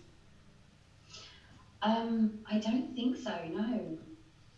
Oh, that's really So what was your first intro show to all these hooligans? Okay, so God.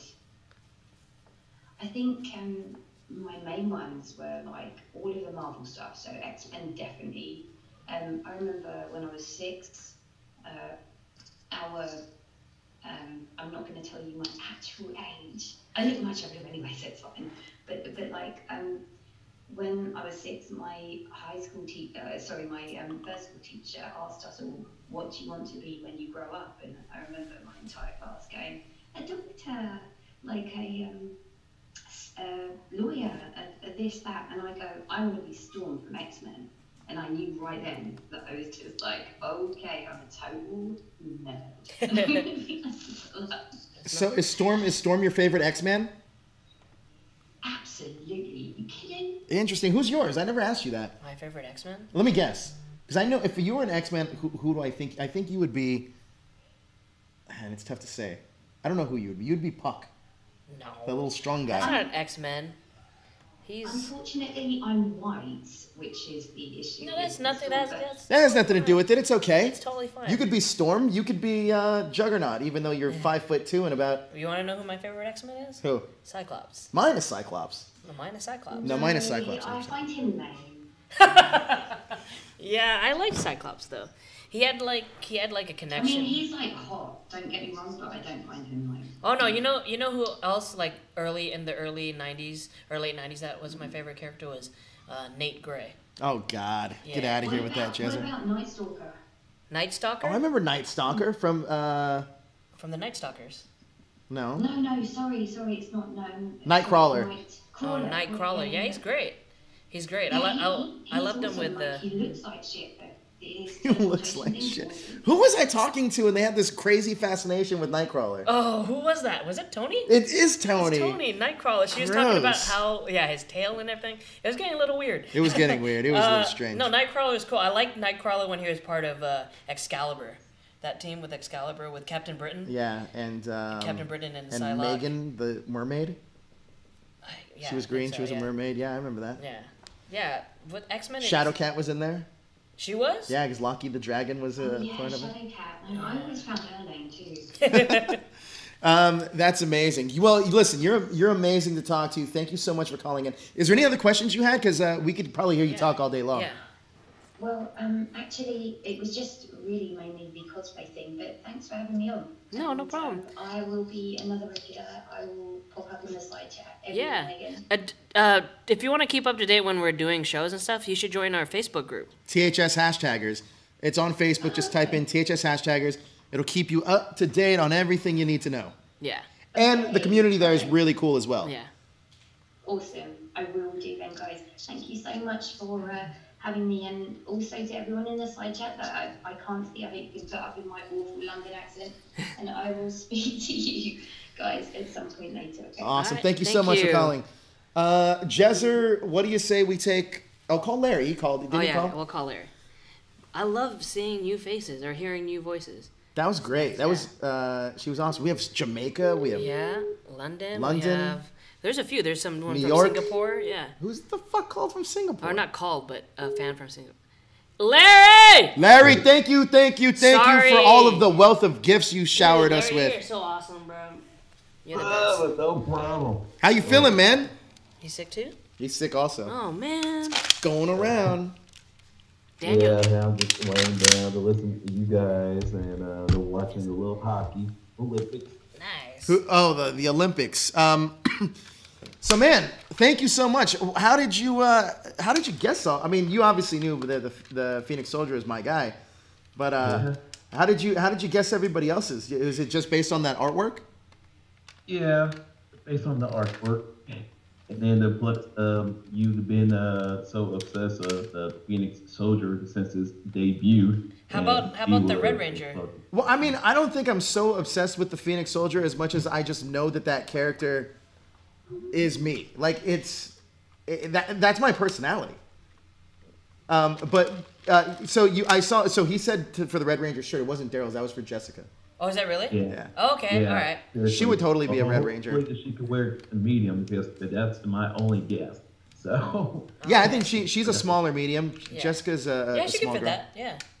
Man, are you also sick? Yeah. Oh, man, it's getting around, dude. Man, that's crazy. So what's going on, man? What can I've been busy and just try to avoid getting worse with all this weather changing because we had ice and then the next day that we had like the 60 degrees outside, all sunny, and then like next few days like back in the 30s and 40s. So gosh, it is bad. It's really bad. So Drink some, like lemon, ginger, and Hold on, honey. Stephanie Storm is in the chat? Are you kidding me right now? We should have her call in. Where is she? Stephanie Storm, hit us up on Skype. That hashtag show. I'd love to talk to you. I haven't talked to you in quite a while. So Larry, like, do you have any questions? Like, I know Joe said he wanted to go into like more dating questions. Do you have any dating questions? Do I have any dating advice? Yeah, Dating for advice? all of you. No, I'm just kidding. No, but I like to throw a curveball at y'all. Oh, here we go. I love curveballs. Here we go. Throw a curveball. No, it's not that bad. This is like a while back that I forgot to ask the guys, and this is involved wrestling. But what are the y'all's favorite faction rivalry? And wrestling? Yeah. Favorite faction rivalry? Yeah, the faction for a rivalry. Like mine's is like The DX and the Nation? Yeah.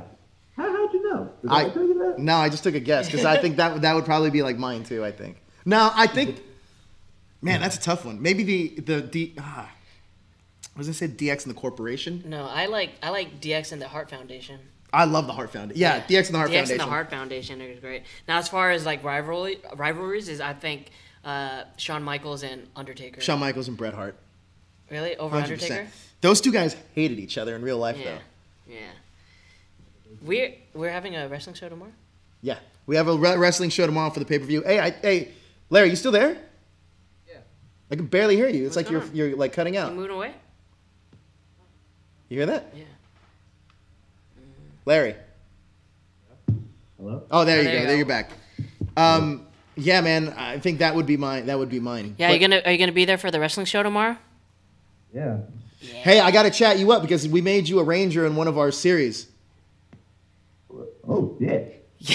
Yeah, there's gonna be some artwork coming along with it, so just hang tight. It's actually pretty cool. Me and JD and myself crafted the story. He's got a really good story. It's legit. Well, because it's a spin-off of the main show. Okay. But it's pretty legit the way we did Aw, it. man, that's cool, Larry. You have one too. Oh, I But you already knew that. Oh. I'm Dude. gonna take a swig of this shot. Are you excited for Power Morphicon, man? Oh, hell yeah, man. No, Stephanie Storm is Skyping me. Skype. Tell Stephanie to Skype the show. Anyways, dude, I can't wait to you gotta prepare yourself because we're gonna be drinking like crazy. Yeah, but this is going to be my Olympic. Yeah. Make sure you have good health insurance because we're gonna get our stomachs pumped. Yeah, seriously. And you know what? Screw your throat. Like, it doesn't even matter. It doesn't even matter. Just keep drinking. Yeah. Drink. I'll be drinking for breakfast.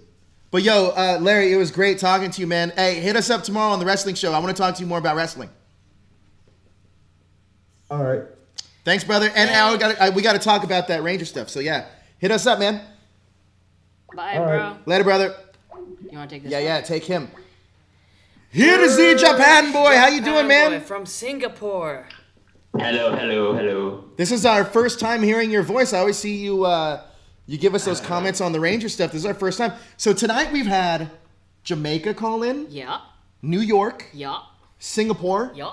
Where's Larry from? Yes. Arkansas. No, that's Derek. No, that's Derek. Larry. Missouri. Missouri. And Holland. Well, the UK by way of Holland. Natalie Thompson. Yeah. Oh God. What? Some girl. Huh? Okay.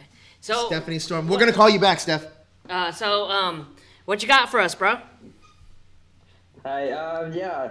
So like I said, I just joined basically the cosplay community. Nice. Yeah. And then once I joined, I really have a few issues with the cosplays and stuff. Really? It's a huge thing. Let's talk about some of the what issues got? you may have. Hey, Singapore has some great cosplays. Yeah, they do. They have some great stuff. Our tokusatsu community has been kind of growing. We had Kamen Rider events. We have some Power Rangers. We had Jason Chen from Power Rangers Ninja Storm came to attend the Power Rangers 2017 movie. That's amazing. He hasn't. I don't even think he's been at a Morphicon yet. No, I don't think so. Yeah, that's awesome. That's amazing. So talk to me about some of the problems you've been facing in the cosplay community, if you will. Yeah. Okay, one of it. It was a few years ago in the anime. I think it's an anime convention. One of the cosplayer cosplayed as a Kamen Rider cosplayer. I can't remember what was it, but I tried to be nice and I said like hello or call his character name, and then he gave me some negative face, and then he just walked away. What a butthole, man. What a dick face. And then, rumors saying that he got banned in some toy stores because he did some bad things. I don't know what was it. You gotta let that roll off. So there's some people in the community that are just terrible people, and they don't understand that you're in costume and people are gonna want to appreciate your costume, and if you're just gonna treat people like that, that's not even fair, man. That's not right. But you know what?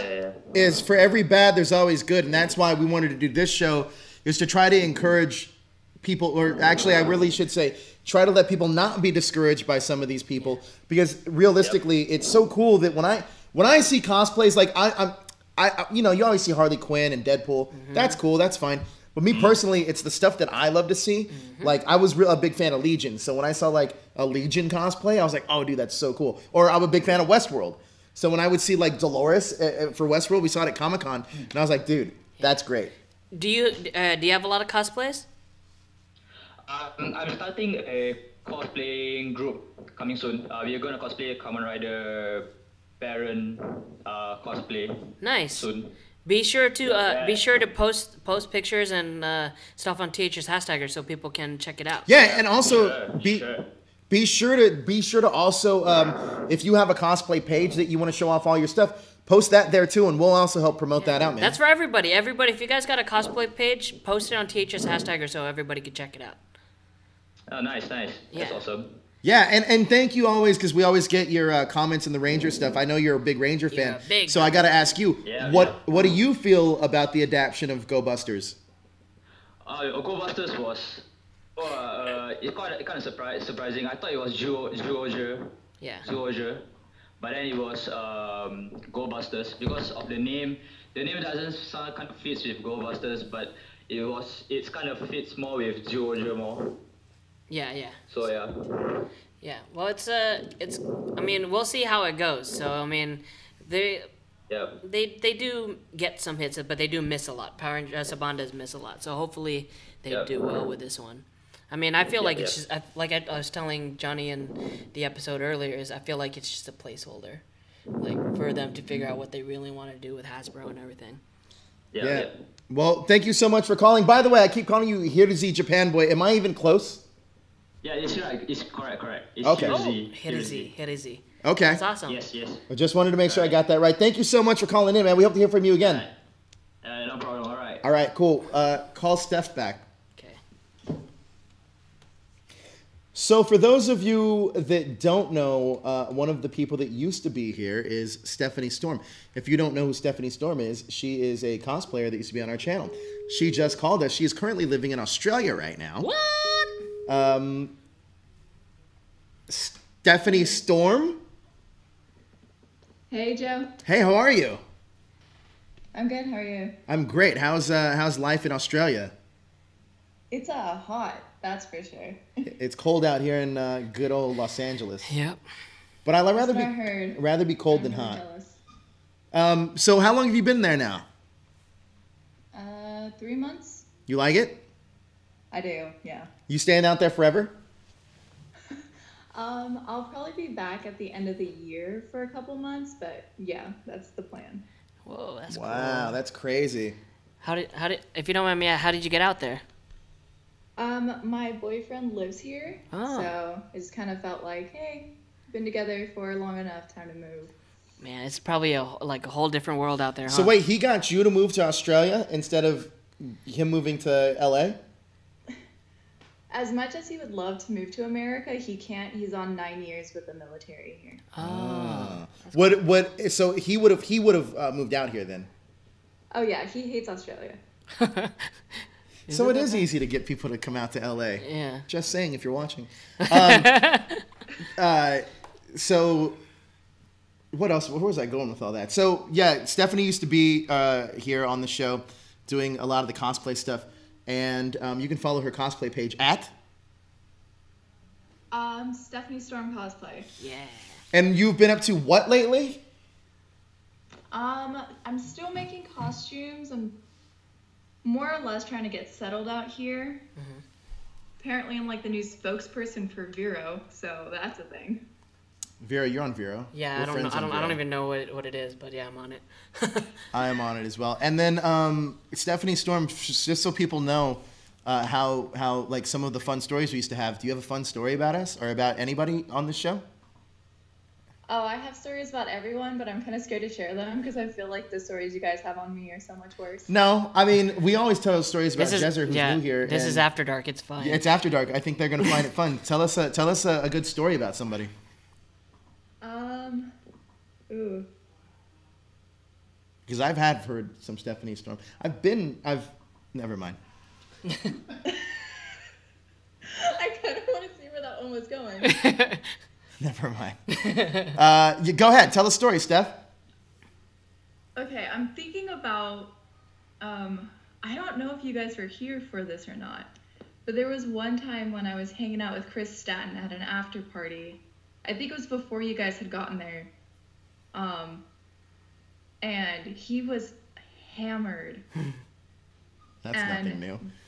This one guy kept trying to set me up with his friend. And then I'm just like, oh, okay. And so I'm just like dancing with his friend. And then all of a sudden I look over and Chris Statton's talking to this guy.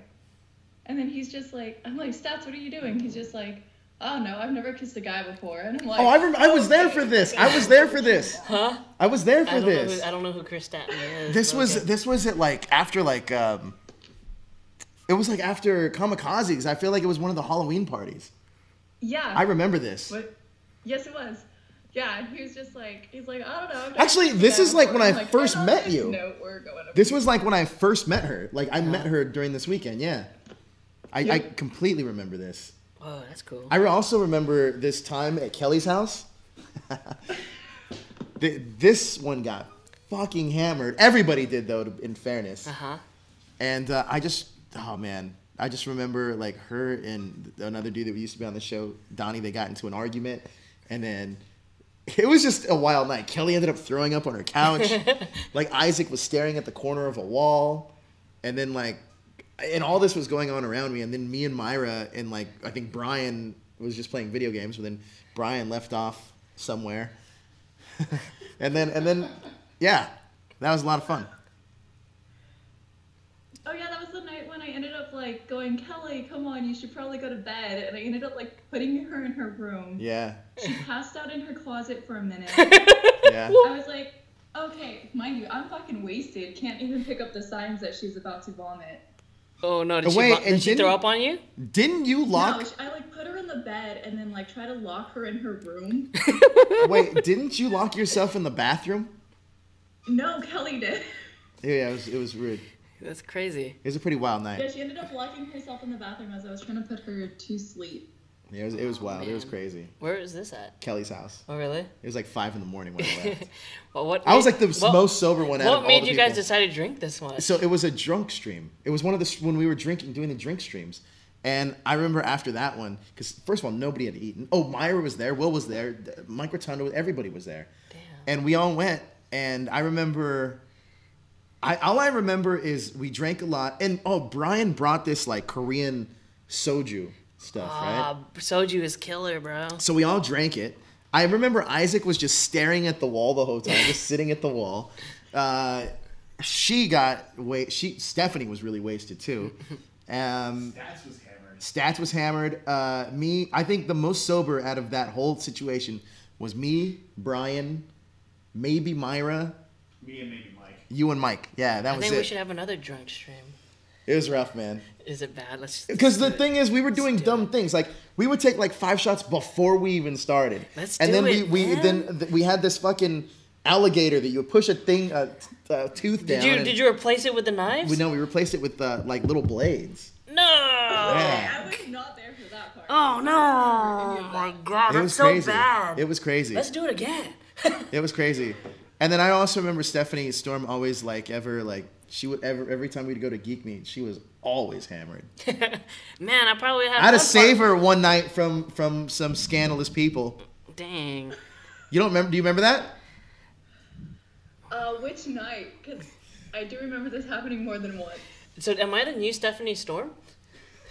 Yes. Yeah, you might be. Yeah, getting hammered all the time. I mean, but she used to like run off and we couldn't find her. You were pretty easy to find. You're the one causing all the trouble. Yeah, okay. Never mind then. When I drink, I become way too trustworthy of people, and I'm like, oh, that's not wants to be my friend. That's not a good thing. We're gonna go on adventures.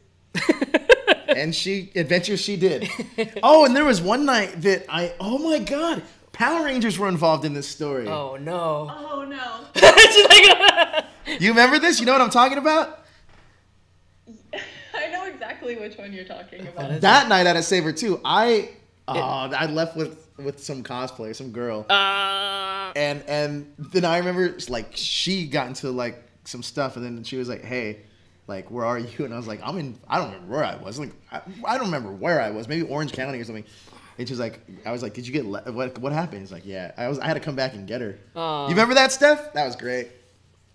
Okay, hold on. This one I was not drunk for. You weren't. I had 2 drinks that night. I do remember this. It was with a ranger? Nah, it was a bad situation though. The Rangers actually helped us out in this. Yeah. Yeah. So it was with You probably shouldn't use their names. Say their names. Don't say their It was with 2 like really nice rangers. They actually helped me out. Actually, it was like 7 of them. Like 7 rangers. By the end of it, there was like 7 people involved. Yeah, it was pretty crazy. They were really sweet. Like I can't say anything bad about them. It had nothing to do with them. Mm-hmm. So that's cool. Yeah. All the trouble started with the person that she brought. Oh. Well, how about anything like? Is there anything that bothers you in the cosplay community? Yeah, let's talk about that because you're a cosplayer. Yeah. Oh, yeah. Yeah, come on, shoot away. Shoot. This is your time. It's after dark. You can say whatever you want here. All right, so. Here we go. I don't even know where to begin with this. Oh, that means she has a lot. Yeah, I love it. Hold on, let me get a beer. Keep talking, Steph. Can you get me a beer too? Hold on, get me a beer. I don't know. I feel like the SoCal, like the Southern California cosplay community, just in general, is pretty toxic. Yes, they are. They're terrible. If you are a female and you happen to be attractive, you are going to get so much trash thrown at you. From other female cosplayers? Yes. Yeah. Oh, I wouldn't know that life. But I was always the kind of person, like, I've never wanted to be a famous cosplayer. I cosplay because it's fun. Yep. And so I'm not really making money off of cosplay. I've never made money off of cosplay. I don't sell prints, things like that. Yeah. I do things because they're fun. And that in turn has turned into me, like, people going, oh yeah, she's just trying to get famous. She wants, like, all this money. Oh, she's such a slut. And I'm just like, I've done nothing to any of you people. That's just. Do you want to name names? You're not here anymore. I do not want to name. Well, you're not here anymore. Just saying. No, honestly, I have a lot of respect for a lot of the people. You don't or do? Did you say you don't or you do, Steph? I do have a lot of respect for a lot of the people. Because I don't.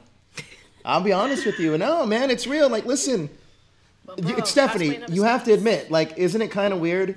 Like, if we're talking about somebody's art or their love of a fandom, why they are asking for like an Amazon wish list of a PlayStation 4 or something? Isn't that kind of strange?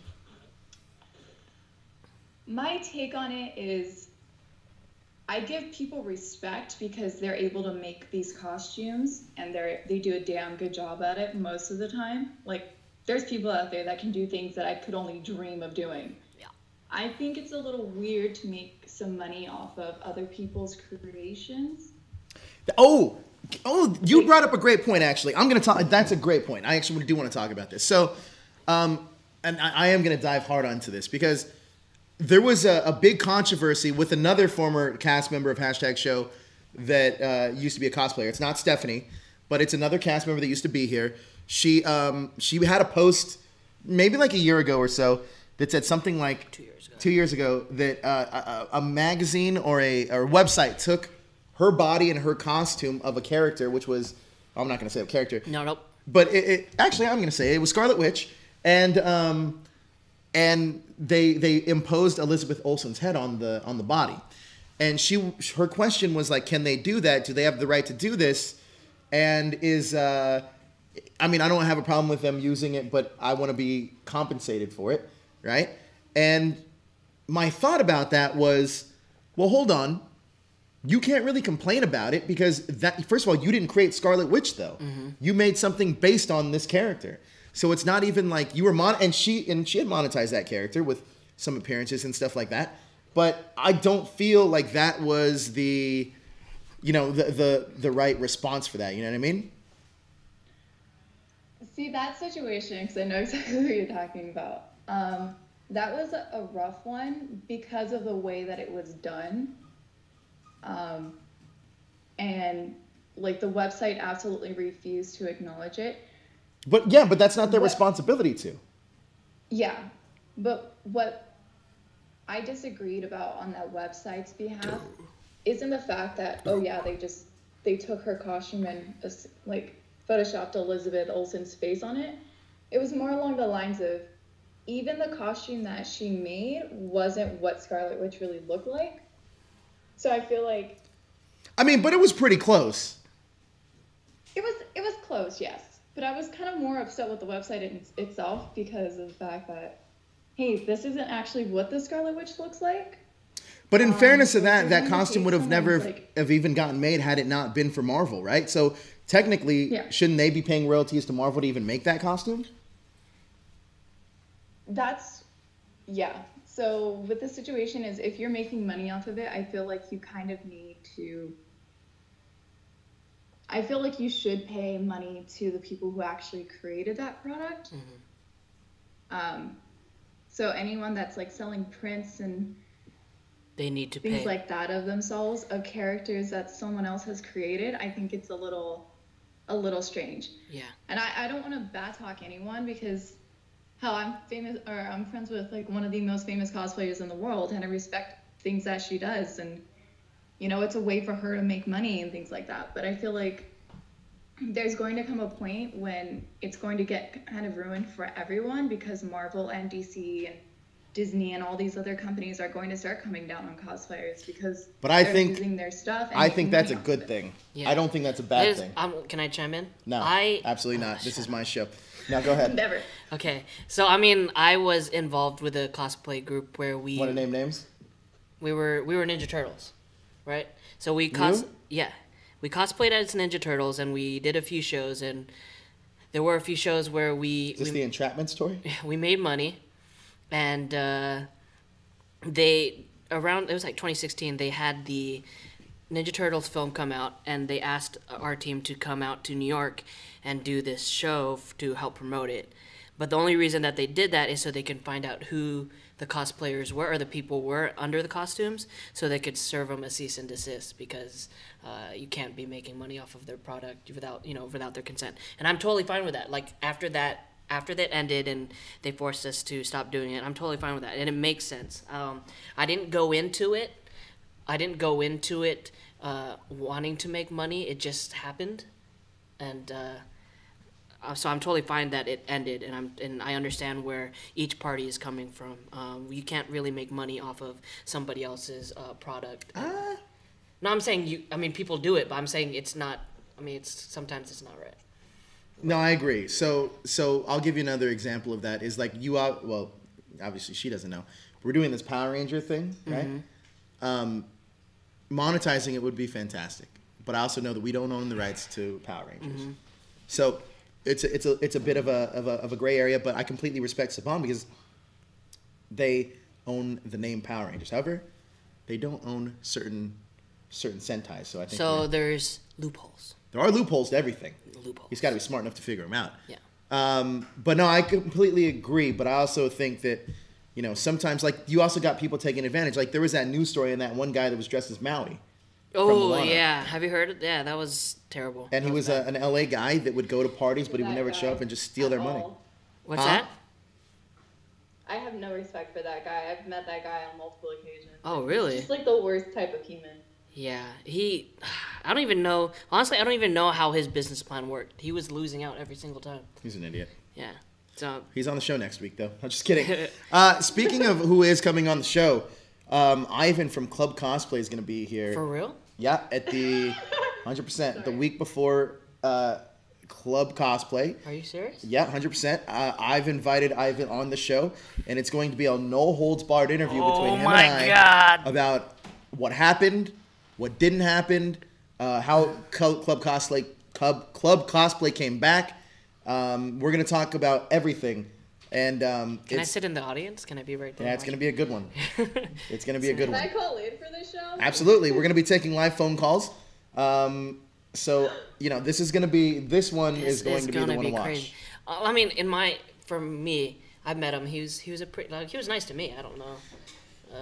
Anybody else? Well, I mean, yeah. I mean, I have a relationship with him that stems from the past, and we talked earlier this week, and we set this up where he's going to be coming in doing. He's going to help. He's going to try to promote Club Cosplay. Well, that's the whole point of this.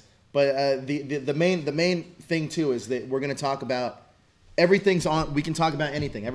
This is going to be a shoot interview. So, but. A lot of the fans don't know what it's about. Like, are you gonna tell them what it's about? Or are you gonna let him? So Club Cosplay. No, I'm gonna let you guys figure it out because when he gets here, you'll find out. But Club Cosplay I guess still is the premier geek nightlife thing. However, Scum and Villainy have kind of taken that spot for Star Wars fans. But it's going to be an in-depth conversation with what you guys were calling this the darker side of cosplay, the darker side of this community. And that's going to be a good one to watch. And I think that this is going to be great. This is going to be amazing. But in fairness, I mean, Ivan has a lot that he wants to say, and I think that he needs to be heard as well. And really, realistically, let's be honest. Ever since Club Cosplay left, there hasn't really been anything like it. No. So, I mean, there's been some people that tried, and it didn't really work out. But. He knew what he was doing, and he did it well. And we're going to talk about all of it. We're going to talk about how it started. I'm going to run them through like how it started. What would be great? Where we went, where it peaked. If you could pull this off, if you could have both people here. Oh, I can. Like, dude, that would be the greatest thing in the world. That would be so good. But Can we get Jerry Springer in here? Yes. It would we would literally need bouncers in here just in case. All right. Well, that's going to do it for us. Thanks for calling in, Steph. Bye. We are going to be doing. That's going to be our last call tonight, by the way. Yeah, that's the last call. And we're going to be doing that after dark. So that'll be coming up, I believe, the week before WonderCon. Mm-hmm. What was that? That's the sign out thing. That'll be a lot of fun. We also have Brendan Mejia coming up on the show. That'll be later on down the line. And will you be here next Saturday? I can't commit. You cannot. I cannot commit. You cannot. My schedule has been jam packed.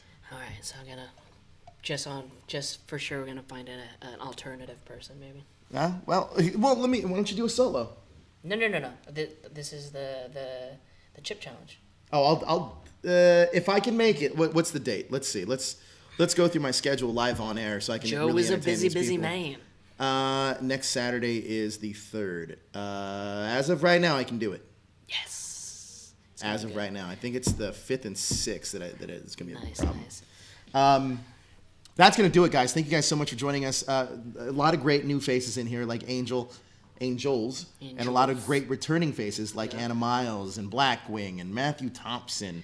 Stephanie. Oh, you know what? Let's get Matthew Thompson wants to talk. Give him one call. He did call in. All right, hold on. Give me a second. And Stephanie Storm, how amazing was that? I haven't talked to her in a while. We were supposed to meet up in Florida. Oh, when I was in Orlando. Really? Yeah, because she was in like, I don't remember where she was. She was out there in Florida somewhere. She was like, yeah, Jacksonville, and I was in Orlando. Let me see. Recent? I'm gonna call. It's a long drive though. That's why we didn't meet up though. I do want to go to Pensacola. Oh, there he is. Hello. All right, you're our last phone call tonight, Matthew Thompson. What you got for us, homeboy? What's up, man? Shoot, wasn't expecting that. What's going on, man? I don't know why you weren't expecting that, but come on. Yeah, but come on, man. Get it together, man, Jezzer. I'm good. This is my first time getting to call in, so I just wanted to say hi and chat for a second. Well, hello, and let's chat. Let's chat while you got us on the line. I know you're... Well, what do you got going on? Man, I'm just, today I'm super hungover, so there's that. Nice. But, I'm just still doing my thing, trying to work out, training for the Ranger auditions, which is actually a question I got for you. You said that 3 people were going to be auditioning for Rangers from your show. That's right. Can you tell us who that is? I can. Well, most of you already know Daryl, right? You know Daryl. Mm-hmm. He'll be auditioning. Jessica is also going to be auditioning. And Maverick is going to be auditioning. Nice, good group. Yeah, they're pretty solid. Unfortunately, they're only casting 2 guys and 1 girl, I think.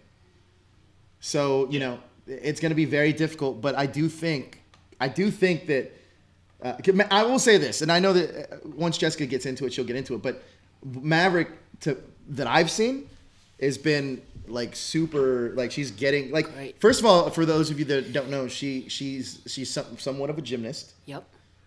She was also a former Miss Mississippi. And she has done tons of commercials which air nationally all the time, whether they be for cars or it's like she did one for Toyota. She's done one for like gas stations. Apart from the Miss USA thing, she's Christina Masterson has that type of. She's done a lot of commercials as well. So I feel like they're within the same realm. So I think Maverick is a good. Well, Jessica also national commercials. She's done a lot of car commercials. She's also like a model. Jessica's very athletic as well. But yeah, one of the 2 of them. I mean, Daryl's been training really hard. Yeah. But one of the 2 of them, I think, at least on the girls' side, I don't know about the guy side, because I feel like the guy side's a little bit more stacked because you have so many guys auditioning for these 2 roles. But I think that Maverick has a very good shot at this. I think they both girls do, actually. Yeah, I think they got a good shot for sure. Yeah. So which Ranger would you want to be if you book this job? If I book it, I would really like to be the gold or the red or the blue, whatever they decide. Oh, so you're down for Blisters anything? Is really awesome. Yeah, luckily, like the reason why I got into it this time is I actually had a friend who was supposed to be the Green Light Speed Rescue Ranger and dropped out before filming started. That's so he got me hooked up with Iris and stuff. And so I'm down for whatever. That's crazy. Yeah. It's going to be interesting because I know that I just, it's funny enough, just texted Maverick. She texted me yesterday and was just like, hey, when are we going to start the training for my Power Rangers thing? And I was like, we're ready. And then, so I have to go with her to the audition, but it's going to be a lot of fun. I think we might document the whole thing for #show. Well, let me ask a question. Now, as far as like, there's a bunch of people trying to get fit for it. Is that a requirement? Absolutely. No, I mean like being super physically fit. Or absolutely. Because I mean, some of the Rangers weren't in tip-top shape, but they're still cast. But those were the smaller framed Rangers. You also got to think too. You've met all the Power Rangers. How many are actually your physical build, like your size, your frame? I'm not asking. No, I'm not obviously. But even me standing next to those guys, I'm way like my frame is just bigger than them. Yeah. Right. So like. So they obviously have something that they're looking for, like a look. There's a specific look. There's a specific look that they're looking for, and I mean it's nothing against any people auditioning now, but.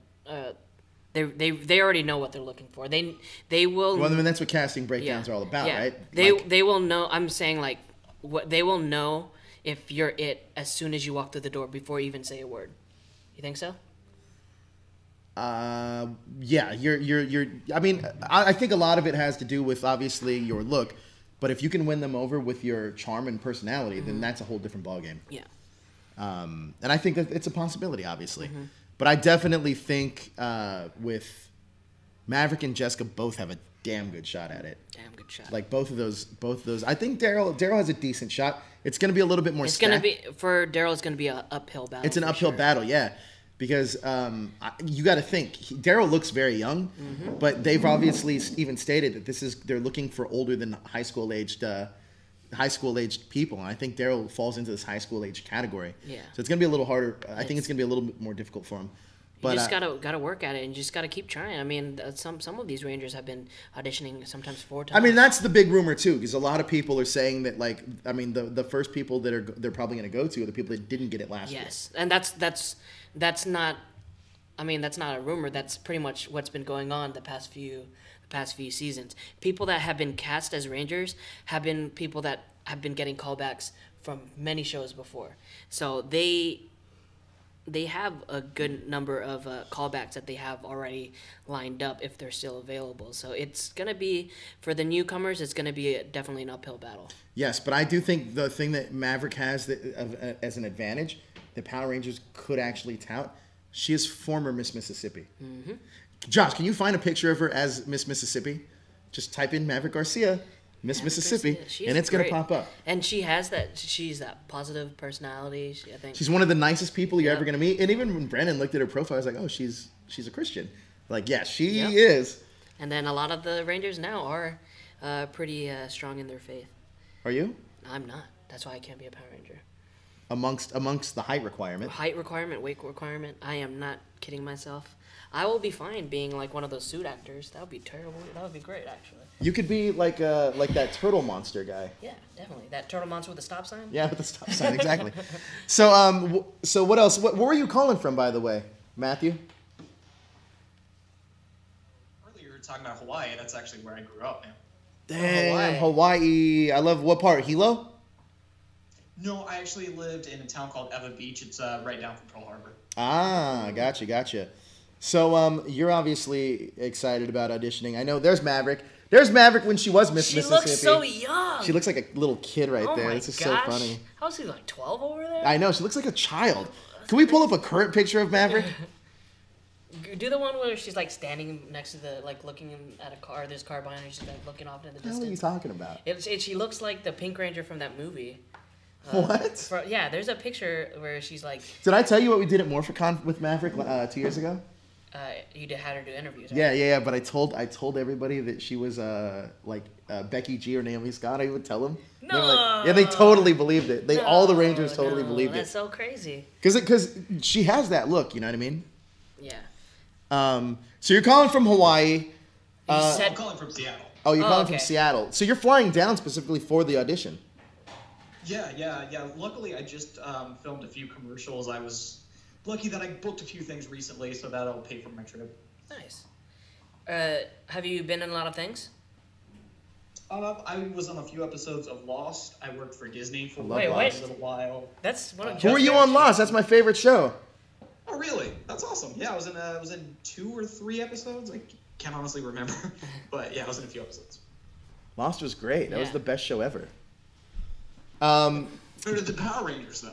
Huh? Hell yeah, it's better than Power Rangers. Now he's not afraid to say. I'm not gonna. You could not kid me and say that Power Rangers was anywhere near Lost League. Lost might be the best show that's ever come out ever. Well, who are you in Lost? So episode 5 of season 1, the opening clip is there's a flashback to when Jack was a kid, and I'm holding his friend against a. Oh, you were one of the bullies. I was one of the bullies. Yep, that was me. Oh. The part was actually way bigger, and then they cut it down because they wanted to use me in a later episode, which they did, and then that scene got cut out, and then they offered me an extra part, and I'm like, I don't know, and so they said they used another clip from me for another episode, but I don't really know. Nice, man. That's awesome. That's insane. That's crazy. Man, congratulations on all your success. We wish you well on the auditions. It'll be a lot of fun, man. We can't wait to see you. Hopefully I run into you when I'm with one of these girls at their auditions. Yeah, that would be great, and maybe, who knows, Power Morphicon, possibly. You going? You gonna be there? If I book it, obviously I'll be there for the Obviously. cast. Yeah, that must suck though. If you're a fan and you don't book it though, it's kind of a sense of like, well, fuck. Now I got to go to. So like... do you like not want to have anything to do with Power Rangers if something like that happens? I don't know. You heard the story what Yoshi said when they straight up told him that Peter didn't get the job and his whole thing. Like it was a pretty like depressing time. Yeah. You know what I mean? But I mean, you just gotta keep trying. Some people never get it on their first try. Yeah, I think Brendan auditioned. You gotta build a tough skin, you know. Yeah, Brendan told me that he auditioned for. What do you say? Did he audition for Samurai before he got Dino? Yeah. Dino Even Charge? some of the older Rangers they auditioned for. You're pulling up that picture, a new picture, a current picture of Maverick. Yeah, some of the current. Yeah, I think who was it? Azima also auditioned for. Matter of fact, Azim and Ciara both auditioned for Samurai first. Yeah, so I mean, if not this time, then you just keep trying. It's just something to look forward to. It's a process. It's definitely. Are you going to keep the long hair? That's a good question. I like my long hair, but obviously, if they tell me to cut it, by all means, I will cut it in a heartbeat. Yeah. What if they tell you like they want you in a mohawk? I'm down. A mohawk and a Fu Manchu. There you go. I could grow a Fu Manchu. That'll happen. That'd be awesome. Yeah, I mean, I think the look is a big part of it. Mm-hmm. And then here's an even harder one. So let's say you do have a certain hairstyle. Do you want to cut it before the audition or do something before audition to give you a little bonus points and have them see? I think here's the hard part about this. You have to assume they're not going to cast like. Whether it be like they're not going to cast like two African Americans, they're not going to cast two Asians, they're not going to cast two white people. This is going to be a very tough season depending on what race you are. So if you know that there's a really good Asian guy there, then if you're an Asian, as soon as if I know their work and I've seen them and stuff, I'm like, and I know they're better than me. You gotta be truthful. If you know they're better, then you just walk out the door. No, you can't walk out the door. You gotta at least try. But also I think it's going to be hard because. Once you see all these different nationalities, if they hire like an Asian girl and she gets the job, there's no way they're gonna have like an Asian dude. Yeah. Okay. So like that's gonna be the difficult part of this. These are one of our pictures. Okay. I think it's gonna be really tough. Yeah. It's There's Maverick right in the middle there. Kind of, he's next to a Power Ranger helmet. I can look see at this. This is a foreshadowing for the future. I can see. Except I think that she'd be she's the Yellow Ranger in this season. In the Go Busters, but I'm gonna put money on it. Maverick gets the job. You want to bet me? I'm not betting you nothing. You think she's gonna get it too, don't you? Yeah. I'm not betting you. I'm not doing. Matthew, I think you're gonna get the job. Thanks, man. I hope so. You said it. Use all the positive energy. I mean, you've been in Lost. I mean, that's a pretty big show. It is the biggest show. Yep. Whatever. All right, well, that's going to do it for us. Matthew, thanks so much for calling in. We hope to hear from you very soon. Yeah, you too, man. All right, man. Take care. Guys, thank you guys so much for spending your Saturday night with us two muttonheads. Muttonheads. We like talking the way things are, and for all you cosplayers that disagree, go fuck yourself. Actually, really, realistically, if you do disagree with us, leave a message in the comments below, and I'll talk about how you're wrong. And other than that, we are going to sign off. We wish you guys all well. Thank you again for joining us, and all you new viewers out there. We hope we entertained you at the very least, and thank you for sticking with us so long. You guys are amazing. Where can everyone find you on the social media? On all social media at Jezzer Zeus, even that new Vero. Well, you're an idiot. Also, Jezzer, I just got a text message from JD. He said, next time if you do the Ranger wrap-up, do it right. And I am Joe with that hashtag show. You can find me at Screen Rant. That's right, Humberto Gonzalez, screenrant.com. You can find me there. And on social media at that hashtag Joe. But that's going to do it for us. Thank you guys so much for watching. Please like, share, and subscribe to stay up to date with everything trending in geek pop culture.